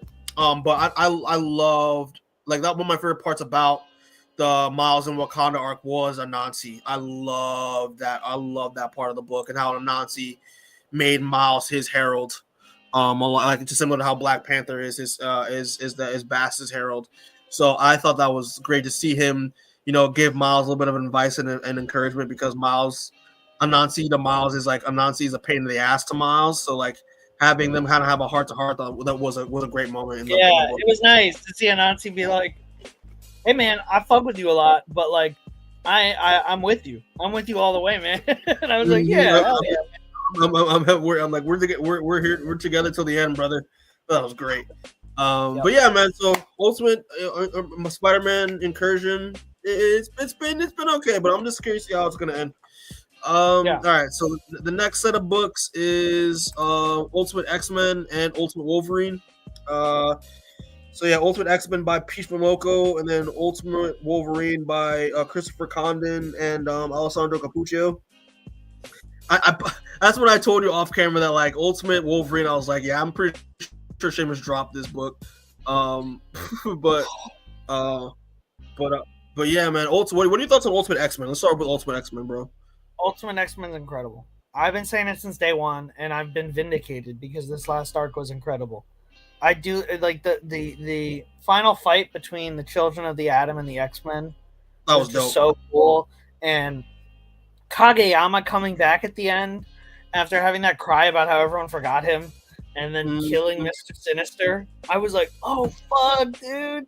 It just has me excited for I'm very nervous how this is gonna be shaken up with Avengers or with Ultimate Endgame because I'm kind of riding with what's being presented here and what's being built up here. So I hope not too much has changed because I am excited to see where this goes. But it was a great finale to this kind of like opening act. Yeah, and I do agree that I thought that issue 19 this issue was really good. That final fight with the Children of the Atom and the X-Men was really good. There was that one splash panel where it was just like you didn't really see blows being changed. It was just a bunch of just energy. It was just a bunch of energy, just like being just energy being clashed on one splash page. That was really interesting to see. Yeah, Kageyama coming back at the end was like wild, and him taking out Maestro like that was just crazy. After Maestro became like a fucking like Chungus, you know. But yeah, it was really cool. And Peach Momoko has been doing a great job. I mean, granted, yeah, like I have the same kind of like issue with Ultimate X-Men that I have with Absolute Martian Manhunter. It's just really dense. So like it takes me like at least like a second reread to like make sure I got everything. But it's been great so far. I've been really digging it. And yeah, Ultimate Wolverine, bro. Number 9. I thought this issue was cool. You being a Cyclops fan, I was like, yeah, man, James is gonna hate this shit. This book is just so boring. It's just so boring. There's no cool changes. There's nothing interesting going on. It's just like I don't understand why Ultimate X-Men are trying to be pushed out by the old X-Men. You know what I mean? And the old X-Men book is not even that good. It's not even that good. It's just so And I'm like, stop clout chasing. Stop trying to ride on the coattails of the great Ultimate X-Men book by giving us this shit. Because it's just like it's what I was fearing was going to happen to Green Lantern and Black Panther, where I was like, I feel like they're not going to change enough, and they're only going to make like superficial, boring changes You know what I mean? And lo and Yeah. behold, that's kind of what's happening. Is they're just making like superficial, boring changes that don't really provide a new look into like another dimension of this character that you know well. It's just like, oh, it feels like one of those random ass X-Men future storylines like they're doing setting up right now in the main books. You know what I mean? Where Yeah. it's like, oh look, Cyclops is in the stomach of like a Sentinel. Oh, isn't that crazy? And you're like, well, but what does that mean to me? That means nothing. Who was the other Sentinel? I like, was this a random other Sentinel, or like was Yeah, it? I think it was a random other Sentinel. Okay. Yeah, I don't think it was I'm fine. good.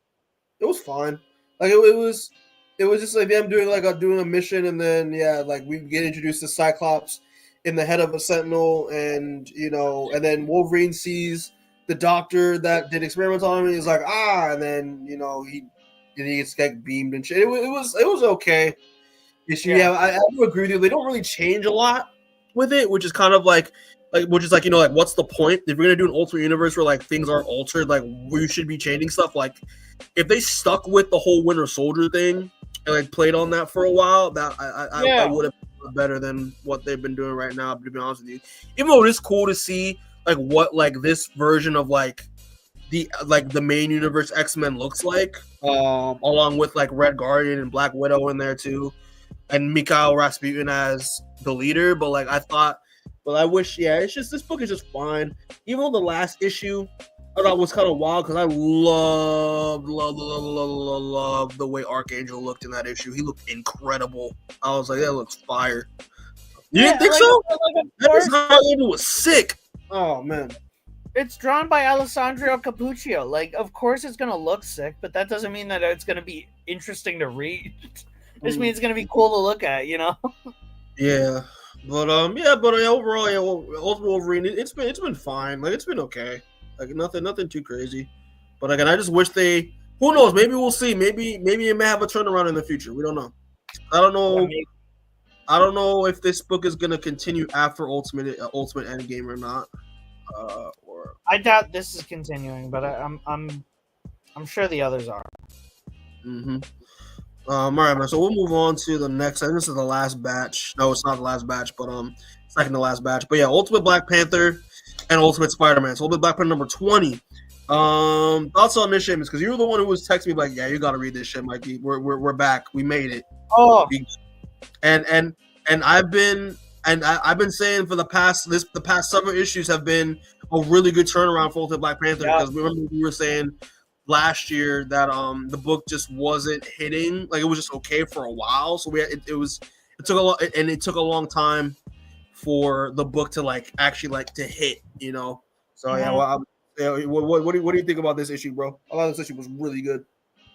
Yeah, it was finally what I needed. I was finally there. I was like, damn, because that dude, when he's on the fucking bike with those kids, and he fucking drops that line, I was like, yeah. It was so hype.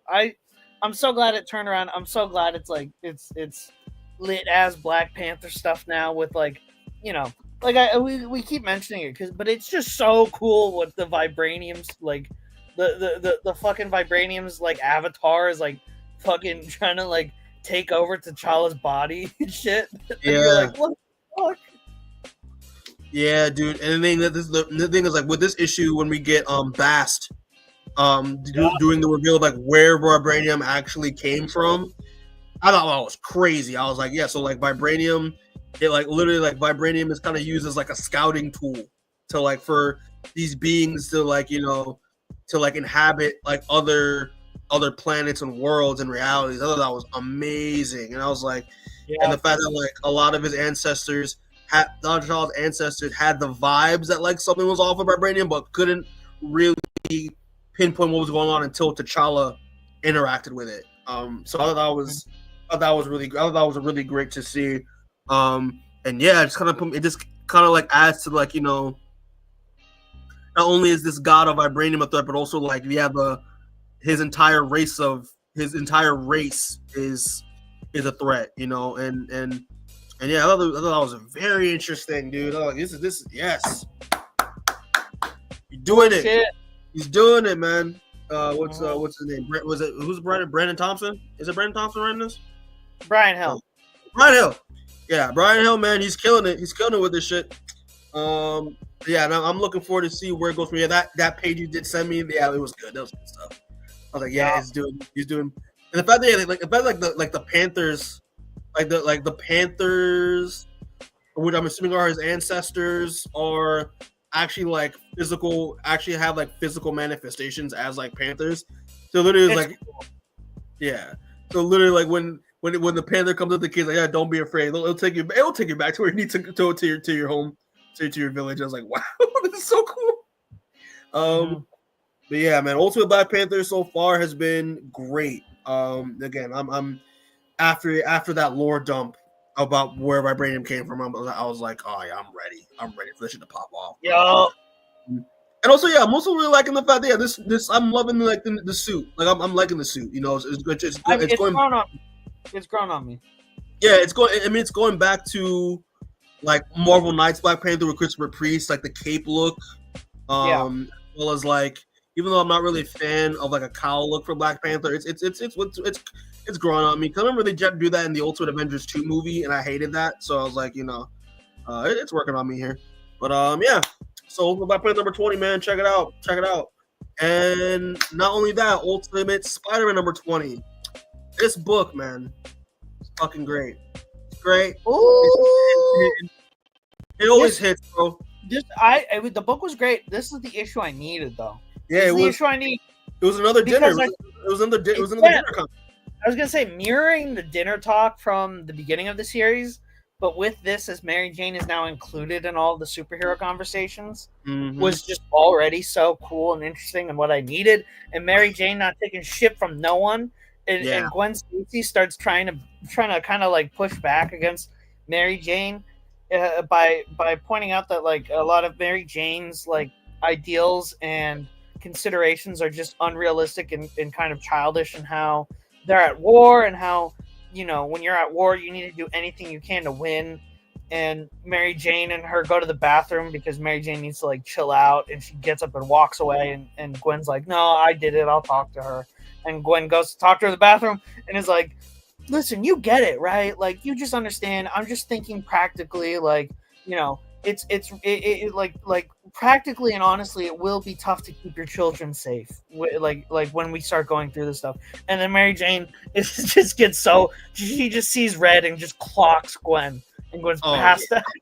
Cold cocks her, she's knocked out in the fucking toilet, and Mary Jane walks back to the table and is like, Peter, we're going. I was like, yes. I love. I love the fact when she asked him how long do you have your suit for until you get your suit? 11 days. Okay, good. Knocks her the fuck out. Crazy. Oh, it's so good. It was such a good line, and because Gwen isn't wrong, but the way she goes about it was just such in the most dick way possible. Which it was very callous. I love, because that is kind of how original Gwen Stacy acted. She was a very callous person, and it's very cool to see Hickman just get that. Because you can tell he's a real comic head. Who would have guessed Hickman's a real comic head? But it's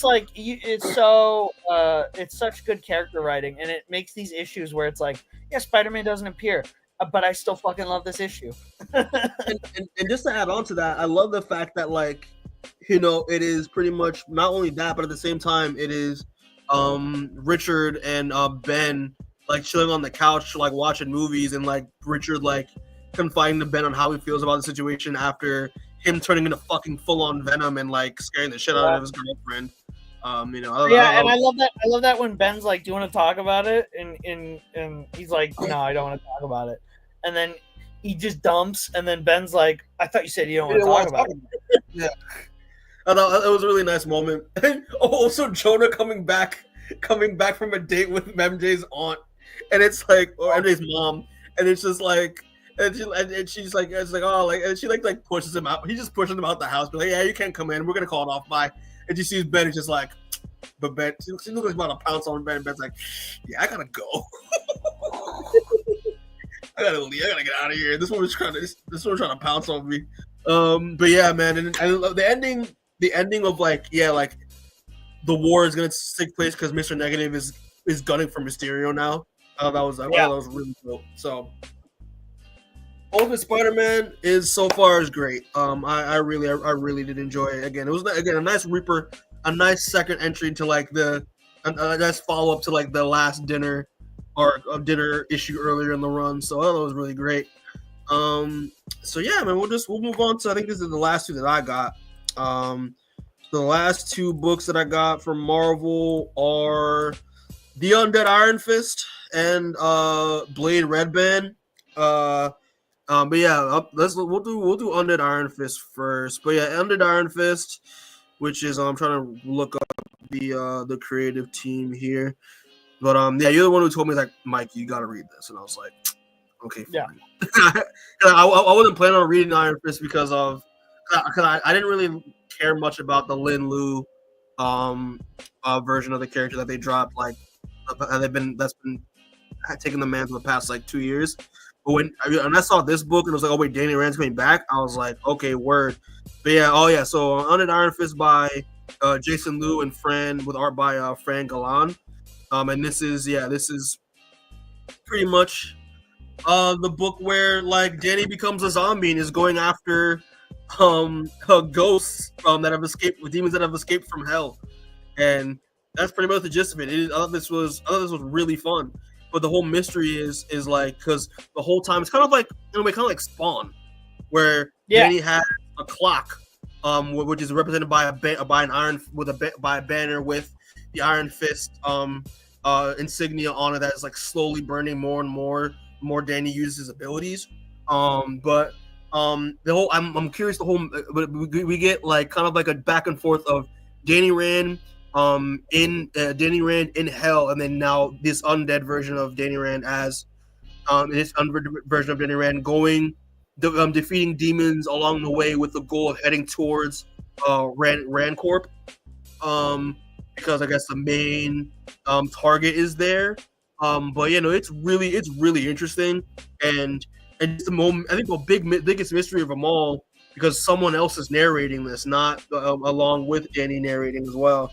And it's the big thing is like, who gave Danny this version, these abilities, like this version, well, these variation of the Iron Fist abilities, that's like the big mystery here. But the bomb drop for me, I think you told me about this when you read it, but the bomb drop is in the flashbacks when Danny's in hell. He meets a familiar face, which is none other than fucking Orson Randall, who was the Iron Fist before Danny. The last time he appeared was in the Immortal Iron Fist run, and I nearly cried because I love that character so much. And he kind of revealed at the end that, like, yeah, you remember that book of the Iron Fist that I gave you, an Immortal Iron Fist that, like, tells us tells all of our abilities and tells all of our lineage and heritage. Yeah, it was all a lie. And so yeah. But also Miles shows up in this. That was cool. There's Miles being like, it was cool seeing Miles show up. Yeah, it was like, and it was cool. It was cool that they talked about their mutual connection with Misty Knight. I was like, yeah, hell yeah, that's cool. I think it's like it's funny how, like, Miles, I think it's kind of annoyed me because, like, Miles is a smart dude. He's interacted with Iron Fist before, and you can kind of put two and two together. This is probably an Iron Fist. Like you're cool with them. You know what I mean? Yeah. But yeah, no, I digress. And also, like, also Luke Cage sort of in the beginning, going to his going to Danny's grave, and then being shocked that, like, the grave is like empty. So, but yeah, man, what did you think of Undead Iron Fist? I know you told me you loved it, but I'll just elaborate a little more. Fun. I had a good time with it. I think it's a very interesting setup. I didn't like this author's Sentry series, but this. Oh, you mean the one that I read? The one that I said that was the miniseries? I liked it. I thought that was fun. I didn't. I wasn't particularly like it. It wasn't bad, but I just wasn't like into it. You know what I mean? I was just like, I really dug it. I dug it. I'm liking this more. Yeah, man. So we'll see how it goes, man. But do we know this is gonna be a limited series? I think it's gonna be a mini series. Yeah, it is. Yeah, that makes sense. But yeah, I'm really looking to see who else we see from in the Iron Fist. So I'm really hoping that we see Pei again, because they have not used her. She exists. They have not used her at all. And literally, like, she exists, and she is an Iron Fist. So, like, I don't. I hope to God they use her in this. And yeah, hopefully we'll see who is the mystery figure that brought Denny back from the dead. Hopefully it's like, I couldn't even tell you who it is. Like, I honestly don't know. It's Mephisto. Oh my god. But yeah, no. And then lastly, Blade Red Band, which is also written by Brian Hill, and the artist, I believe, has changed because it's not the same artist from the last 3 issues. Seamus, have you ever been reading Blade Red Band at all? They took a break because they took a break. They took like a long ass break from issue 3 to 4. So, but yeah, well, if just to recap, issue 1, like this issue started with Blade post Blood Hunt, being pretty much like punishing himself after being possessed by Vernay, and he pretty much gets tasked to hunt down a very powerful vampire, which happens to be a Van Helsing. So there's that. And then in this issue, pretty much is a follow-up to that. It's pretty much Blade is on his trail, and it's revealed that this Van Helsing vampire isn't actually a Van Helsing. He is a vampire who was turned during like the Roman, like Greek Roman, like the ancient Greek, ancient Roman times, and the person that turned him was actually Cain in the Bible. So like Cain is a vampire in this universe, in this universe, and he's the one who turned this character, the antagonist, into a vampire. So it was pretty much just that. It was just that little bit of backstory, and just Blade and this other this female character who kind of imprisoned him for a second because she doesn't really trust Blade because he's half vampire. Them kind of like teaming up. It was a really cool issue. The artwork, the artwork is done by Federica Monson, and yeah, it's different from the main artist in the first 3 issues, because the main artist in the first 3 issues I thought killed it. So the art in this issue was like okay. It just wasn't. It just didn't hit as hard as the previous artist did. But I digress. But yeah, man, I so far, man, check it out. I think it's. I mean, this issue was okay, but compared to the first 3, but I mean, it's Blade, man. It's more Blade shit. Like, we can't complain. So, but yeah, man, I'm good on my books. Anything else you want to just plug or talk about last minute just shooting? I can't believe you forgot. I can't believe you forgot. I did forget. Oh no. Yeah. Forgot. Sorry, people. My mistake. But yeah, Ultimates. I can't believe it. I read it. I read it. Yeah, I read it. Oh, dude, wasn't this shit great? Oh, it's fantastic. I mean, you kind of teased it for me, what it was about.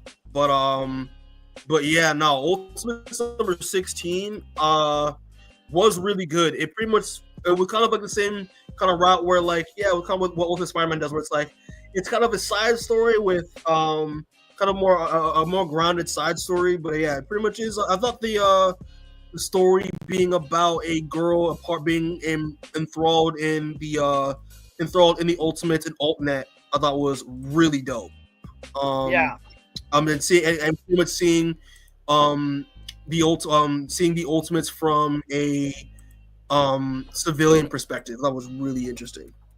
And like seeing that there are civilian members of the Ultimates Network that work to help try and destabilize the Makers North American Union, and how they're all interconnected by the same struggle, even though they might all come from different backgrounds. And I love that ending where the main character's trying to escape from the hand agents, and the entire like random people in her town reveal themselves as Ultimate Network members and save her throughout the whole ending. And you're like, this is like the fucking ending I've seen.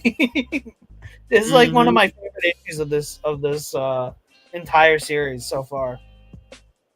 Yeah, man, it was awesome, and also we get to see more of the capabilities of the hand agents, and how like and how hand, who are obviously involved with the Makers Council, are intrinsically trying to keep the status quo as best they can by like anyone that defects, they're taken away. Anyone that isn't getting it with the program is taken away. Anyone who develops abilities, because this character's friend, who I'm assuming is like revealed to be a mutant, because she starts growing gills and stuff, she gets snatched.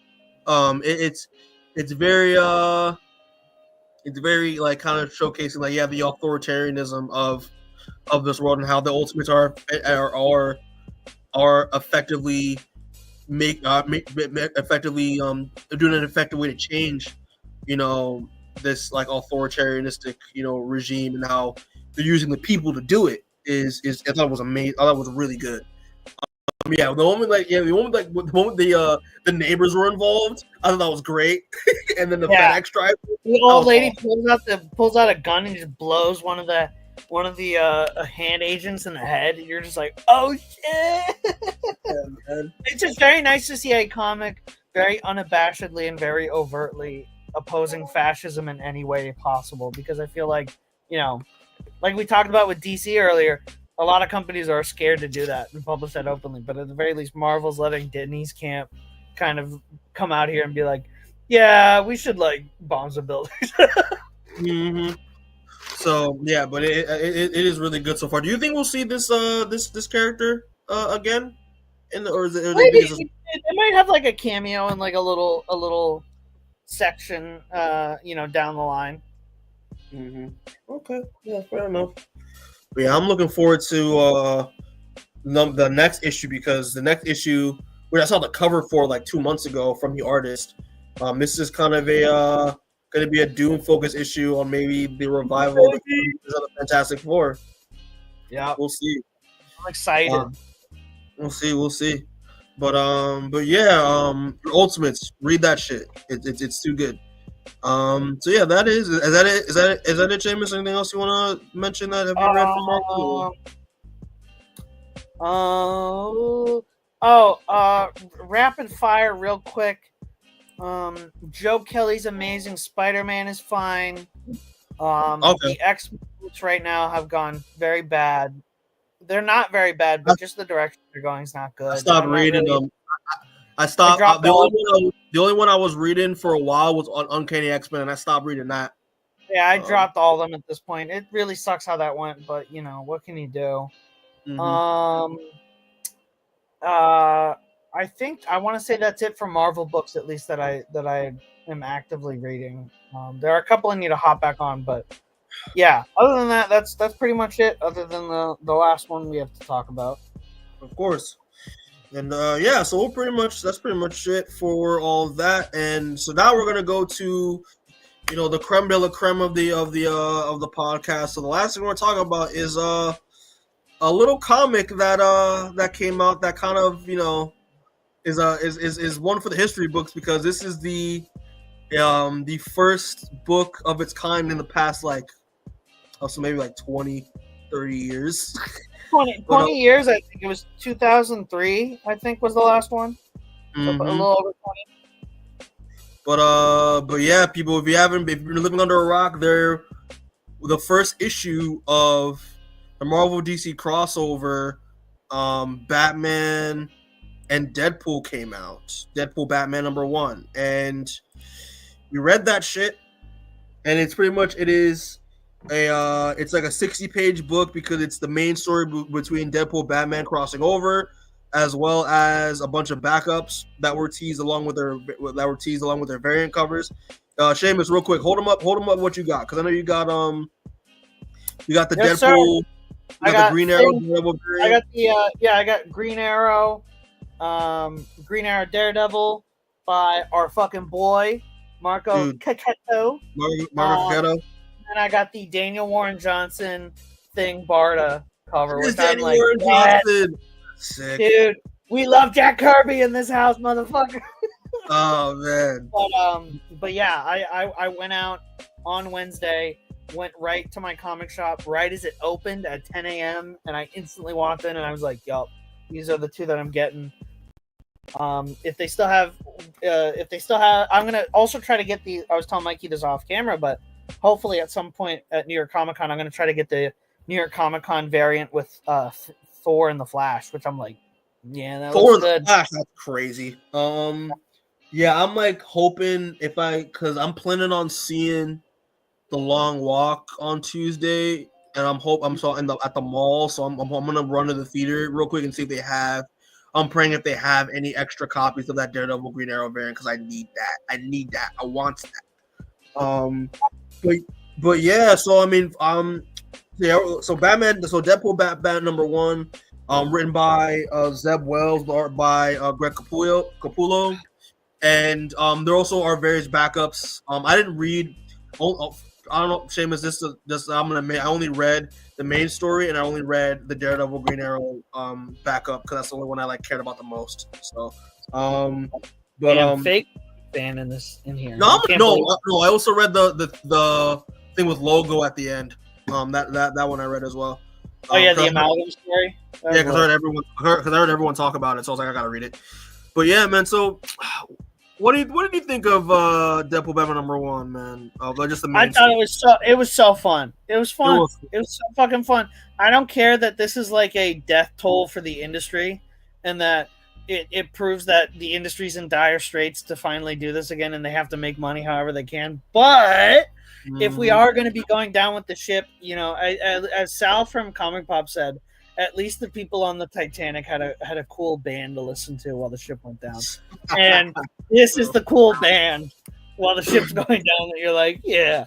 Because the main story, listen, it proves what I was saying, that when Zeb Wells is not writing Spider-Man, he can be a pretty fun writer. And this is proof of that. Because the Batman Deadpool portion of this was fun. And it was like silly and well written. And I was having a good time. And like he was the way he writes the interactions with Gordon and Deadpool, I was like, this is so good. This is great. It was hilarious. That was so funny. Yeah, it was just a really fun crossover issue that I was like, yeah, see, Zeb Wells can fucking write. Like, look, the stink of that Spider-Man run had me concerned because when they announced him, I was like, really, you're gonna get Zeb Wells over Grant Morrison? Like, you can't get anyone else to try to match Grant Morrison. You're gonna throw Zeb Wells out there. Zeb Wells in there. He did a solid job. I had fun with it. Yeah, no, I thought this issue was fun. Again, I told Seamus off camera, it's weird. The thing is just weird that I couldn't process what I was reading because I was like, this is happening. Like, I never thought this would happen ever. Yeah. So yeah, just reading it, it was just hard to process for me. But I thought this was really fun. I think the intro of Deadpool just breaking into Wayne Manor to try to ask Bruce to give him a contract because he needs money. I thought that was hilarious. His interaction with Gordon is fun. The whole thing with Joker is fun. How they were it was pretty much a psychopath dick measuring contest. That was hilarious. Yeah. Batman and Deadpool's interaction. Deadpool going into the Batmobile. He's cramming in there because it's meant for one person. It's the funniest shit. He makes a nod about how Batman having boy wonders is very problematic. So it's very self aware. But yeah, it was fun. It was fun, and I like how they mentioned how the reason how Deadpool is here is because of Joker got a spell from Clarion the Witch Boy, which is how Deadpool is here. I was like, that is great. Shout out. Zeb Wells knowing DC Ball, maybe he could write a book at some point because that would kind of be interesting. Yeah. But yeah, it was fun. They had some great. Deadpool had some great jokes. He had some great jokes that were great jokes, and they weren't just lazy fourth wall breaks. They were like, damn, that's actually funny as fuck. That's actually. Has Deadpool written Deadpool before? I feel like he has did a series on Deadpool. Has Zeb Wells written Deadpool before? He wrote Deadpool and Wolverine, the movie. He did. Yeah, he co-wrote it. So. No, but I meant has he written Deadpool in comics? I think so. When he was doing some of the. I could have sworn he had a solo series with Deadpool. I think so. Because like the way he wrote Deadpool felt natural. And I was like, okay, he feel like he's done this before. And no, yeah, he did co-write Deadpool and Wolverine. So yeah, that makes sense. But yeah, man. Overall, I thought the story was a lot of fun. It was a lot of fun. And yeah, the backups, man. What do you think of the? Because okay, I'll talk about the Deadpool. I'll talk about the Daredevil and Green Arrow backup, because I was the first one I read by Kevin Smith with art by Adam Kubert. Fun fact about me: Daredevil is my third favorite Marvel character of all time. Green Arrow is my number one favorite DC character of all time. So, and I'm a huge fan. Kevin Smith's run is one of my favorite Daredevil runs of ever. And I love I love Green Arrow Quiver. Like, I love that run with Automatopoeia. So seeing Kevin Smith back on Daredevil again, as well as Green Arrow simultaneously, for only like a few pages, it put a tear in my eye. I was very happy. It was good. The camaraderie between them, their banter, the fact that it's Daredevil, it's Green Arrow in Hell's Kitchen, facing off against the Hand, while Daredevil simultaneously is facing off against the League of Shadows, League of Assassins. I thought was great how they team up and how they pretty much they bump into each other coincidentally and team up at the end. That was really fun. Count Vertigo short up was awesome, and how Green Arrow thwarts him in the most Green Arrow way possible by just taking out his implant with a boxing glove arrow that he got from Fogwell's gym. That was Jack Murdoch's glove. I thought that was great. That was really cool. So fun, dude. Again, it was just nice. It was just nice, and but it also like I loved it, but also like hit me in the gut that like I feel like this should have just been its own one shot, like his own committed issue. I wanted more, bro. I wanted more of this. What do you think of it, Seamus? What do you think of Green Arrow? It was great, dude. This double page splash they had. Yeah, I mean, full screen real quick. When I opened this shit, I was like, "Holy shit, dude!" That was awesome. I loved it. It was a great, and you know what? I think Kevin Smith has always been a great Daredevil and Green Arrow writer, and I think the issues that I had with this run was just that it went on a little too long, and he started introducing ideas that I was like, "Ugh." And I think that this one shot kind of shows you that if you limit Kevin Smith, he can give you fucking good shit. Because this one shot is so good. But it was nice most of the one shots. I was gonna say most of the one shots in the back are really fun. They're really good. It was nice to see that, like, because I have my custom bind. I own Daredevil, Guardian Devil, so like I like in that when Kevin Smith did that run back in like 99, 2000, it was extremely wordy. So it was nice to see Deadpool, he has learned over the years to to do that. Less is more. So it was great. It was great to see. Give me your thoughts on the other one shots, bro. Because you read pretty much all of them. Yeah. So I was gonna say, starting from the beginning, Gun and the Sword, which is Captain America Wonder Woman by Chip Zdarsky and Terry Dodson. I'm a huge Terry Dodson. I love Terry Dodson. It was pretty good. You know, we were talking about how weird to have Captain America hesitate to kill Hitler. I thought that was weird, but that's not really what the story's about. Which it made me a little more okay with it, because like I was like, oh, it's not like about like how it's bad to kill fascists. It's more of just like more illustrating the relationship that Wonder Woman and Captain America have, because Chip Zdarsky kind of equates them to kind of being a very similar characters and very similar people in both universes, and how in this kind of universe that is established to kind of from the inception have both Marvel and DC characters, because it shows Captain America being freed from the ice by the Avengers, but Superman and Wonder Woman are also on the Avengers, and then like Wonder Woman and Cap fighting Galactus. And then the Crisis on Infinite Earths cover where Superman's holding Supergirl, but Captain America and Hulk are there. But like, and it goes through their whole relationship about how they're always saving each other and they're always helping each other because they both believe in the same thing. And the issue ends with Steve like years in the future dying at some big multiversal event that looks like it has like King Thanos and Darkseid and whatever. But Yeah. yeah, it's more of just about Wonder Woman and Captain America's relationship with each other and how they both value like justice and truth and shit, which is like pretty good. It's pretty fun. And then immediately after we get Jeff and Crypto, which is like Yeah. just a volleyball match between Jeff and Crypto. It's written by Kelly Thompson, and you know, it's just Yeah, because she wrote the Jeff series, right? yeah, and it's literally just Jeff and Crypto having a volleyball match, and then Kate Bishop and Supergirl both call them back in, and they both are like bye, and you're like, oh, That's yeah. And then we talked about Green Arrow, Daredevil's fucking great. And then after that we had Rocket, Raccoon, and Green Lantern. It's a little 2-page one-shot by Al Ewing, written by DK Ruin, and you know, the art by DK Ruin is fun. I like it a lot.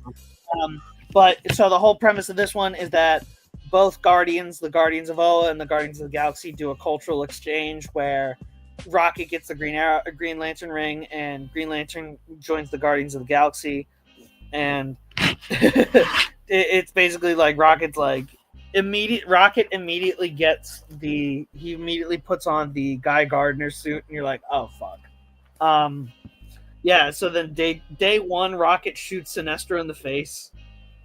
And Rocket's like, wait, why didn't I just kill this guy? He's like evil. And then day two, they make a hard traveling heroes joke where Rocket is in a casino with Green Arrow, and the Guardian's like, what are you're betting your ring at a casino? And Rocket's like, you were searching for the soul of America. And Green Arrow says, a moral canceler is killing our souls, man. And you're like, oh great, a little hard traveling heroes joke. And then by day three, the Guardians are calling the Guardians of the Galaxy, and they're like, can we like stop this trade? And Nova answers the phone and is like, yeah, can you come get your guy? Because like, what's a parallax? And then it has this really cool shot of Parallax howling the Infinity. I saw that, and it was like, that's hilarious. He's already doing parallax. And then after that, we get one of my favorites, which is Old Man Logan versus Dark Knight Returns Batman by Frank Miller. I was surprised by this. I did not know this was a thing. I did not know this was one of the stories in this at all. You know, yeah, people will crucify me for this, but I do still like Frank Miller's art. I love this art, dude. This art, I like it. I fucking like it. I love it. I think that it is a very, it's just so cool. It's so stylized, and it's so interesting to see. And I like it. Fuck you, I like it. But this is. I'll say this. Looking at it, that first panel with Logan and Batman facing off, that's good. That close up, I don't know. The shot, the second panel with Logan like standing up, that's solid. The last panel with Logan and Batman, where like Batman's in this weird crouch, but his leg is like kind of like is gone. Like we know it's in shadow, but it looks like it's gone. Oh, I like it because both of those characters are like always like so angry they're hunched over, and I love that. Like I like how they're both so angry they're just like, but yeah, I love the way it's written. It's written in such a Frank Millerian way. But yeah, it's just so good. I love it. I love that. Fuck. And then at the end we get a fucking secret last story that was not on the solicitation, so we didn't even know about it until it released. But written by Ryan North and art by Ryan Stegman. Ryan Stegman. Fucking love Ryan Stegman. But we get fucking an amalgam story, which was crazy. I did not see that coming. I was like, wow. We're back in the amalgam universe, and we got fucking Logo. We got Logo. And yeah, he immediately fucking gets he immediately fucking kills Coltron, and he also name drops the super soldier, and we also get to see Thanos side. Yep, Thanos I was like, side. this is good. Because Logo's a new amalgam character. Because I remember last time it was Dark Claw, the Batman Wolverine amalgamation. Well, Dark Claw is if Wolverine was Batman, and then the other one is if Howard the Duck was Lobo. But this one is if Lobo was Wolverine. Yeah, and I love the design. The design looks awesome. The chain claws, though, not gonna lie, kind of gross. I love the chain claws. It's so fun. It is so nasty. But yeah, but I love how they combine the lines of Lobo being the main man and Wolverine doing I'm good at what I do, but what I do isn't very nice. It kind of molds that together. Instead of saying bat stitches, he calls them bump stitches. It's just dumb amalgam shit. It's just dumb amalgam shit. Yeah, and the Lobo bike, but with a Made in Canada sticker on the front. Yeah, and what's Lobo's race called again? I forget what it's called again. But in this version they're called the Canucklesians. Yeah. It is it's so dumb. I love it. But yeah, man, and remind me what Coltron is again, because it looks like Cobra and Ultron. Say that again. Cobra and Ultron. Oh, okay, I gotcha. All right. Yeah, that was fun, and I love how you said he's a living machine, and I love the fact that I can just continuously rack up bounties on him because he'll just reheal himself or he'll just repair himself again. But yeah, man, this was cool. I thought this was a cool nice surprise. I'm hoping that they'll do another one with another character, maybe the next issue. Who would you prefer? Who would be one that you would be like, I'd want that. I'd want that if they do it. Okay, so I know for the next issue they have already one that I was gonna pick, which is Constantine and Doctor Strange. Oh, nice. That's gonna be, dude. It's written by Scott Snyder, James Tynion IV, and Joshua Williamson. And they're all writing it together. They're all writing it, dude. It's gonna be 5 pages or something. It's gonna be crazy. That is wild. That's one that I said I would like to see Etrigan and Venom. That'd be sick. Etrigan and Venom would be sick. And then what was another one we were talking about? The Question and Jessica Jones. I'm trying to think of another one because me and Declan were talking about this last night. We were coming up with some pretty good ones, but I want Moon Knight to cross over with somebody. I don't know who though. Moon Knight and the Creeper. Yes, Moon Knight and the Creeper. Yes. Moon Knight and the Creeper. Storm and Nubia. That'd be dope. That'd be lit. And then I would also like to see. I would like to see it be, because I know we're getting Miss Marvel and Static, but I also would like to be. I'd like to see. What would be it? That I gotta cop. I gotta cop that variant. That I gotta cop. I was also gonna say Kate Bishop and Cassandra Cain. That'd be awesome. Yeah. I would love to see Kate Bishop. I would love to see the Birds of Prey crossover with another female Marvel team. I don't know who though. I would like. Oh, dude, I would like to see. I would like to see any of the Absolute characters and any of the Ultimate characters crossover. That'd be amazing. I would love that. But are we ready for that to happen? I don't know if we are. Absolute Wonder Woman and Ultimate Doom. Yeah. That would be lit. Absolute Wonder Woman and the Ultimate X-Men, because she's all Mrs. Nwitchy, and then they're all Kawaii, the Kawaii X-Men. It's a good, nice little contrast. No, dude, I'm throwing Absolute Batman on Absolute X-Men. That's funny. We're creating the traumatized children gang with Absolute Batman and Absolute X-Men. but yeah, man.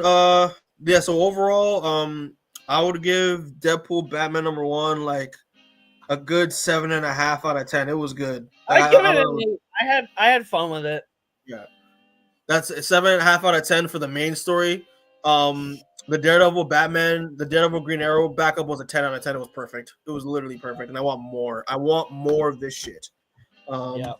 But yeah, man. All right. Anything else you want to brush up on? Anything else you want to just say before we close out? Oh yeah.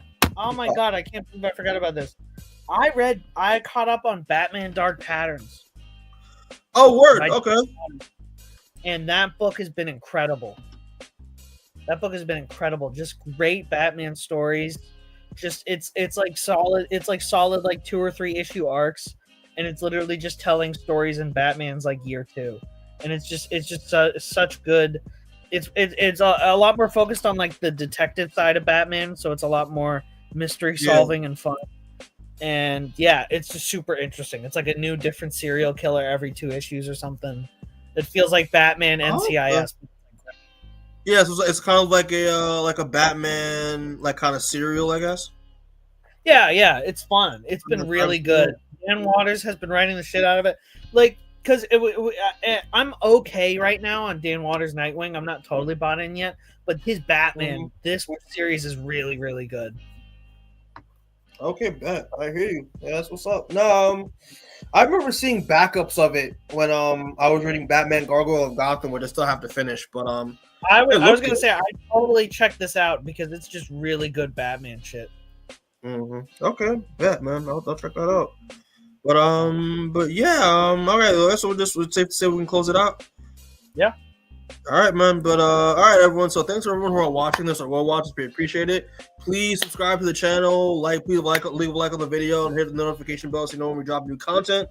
And yeah, just some quick shameless plugs. If you haven't checked out already, we've been doing a new series on the channel covering Why the Last Man, and we have covered the first volume, and we did a bonus episode that came out 2 days ago talking about Why the Last Man Rising, the short film that came out back in 2012. Please leave that a look. And as well as what else we do? What else have we done lately, Seamus? I don't even. We did another Why the Last Man episode. Check out our Superman clip because that one was good as well. Check out our interviews that we've done recently with Jay Hero and with Gray Anderson at Lycée. Check out our Eyes of Wakanda review because that hasn't have a lot of eyes on it. But check out our Eyes of Wakanda review. Check out some of the rest of the After Darks. Check out the Transformers stuff, Deadly Class, the clips, the Fright Month stuff. And speaking of Fright Month, we are planning on announcing our slate soon for Fright Month for next month for this year, and that's gonna be some cool books. I'm actually looking forward to it. And yeah, that's pretty much it, people. So again, we love y'all. We appreciate y'all. Again, please, smash that like button, subscribe. We've been loving and appreciating all the love and support on our content so far. So it really means a lot. And as always, get home safe. We'll catch you next time. All right. Peace.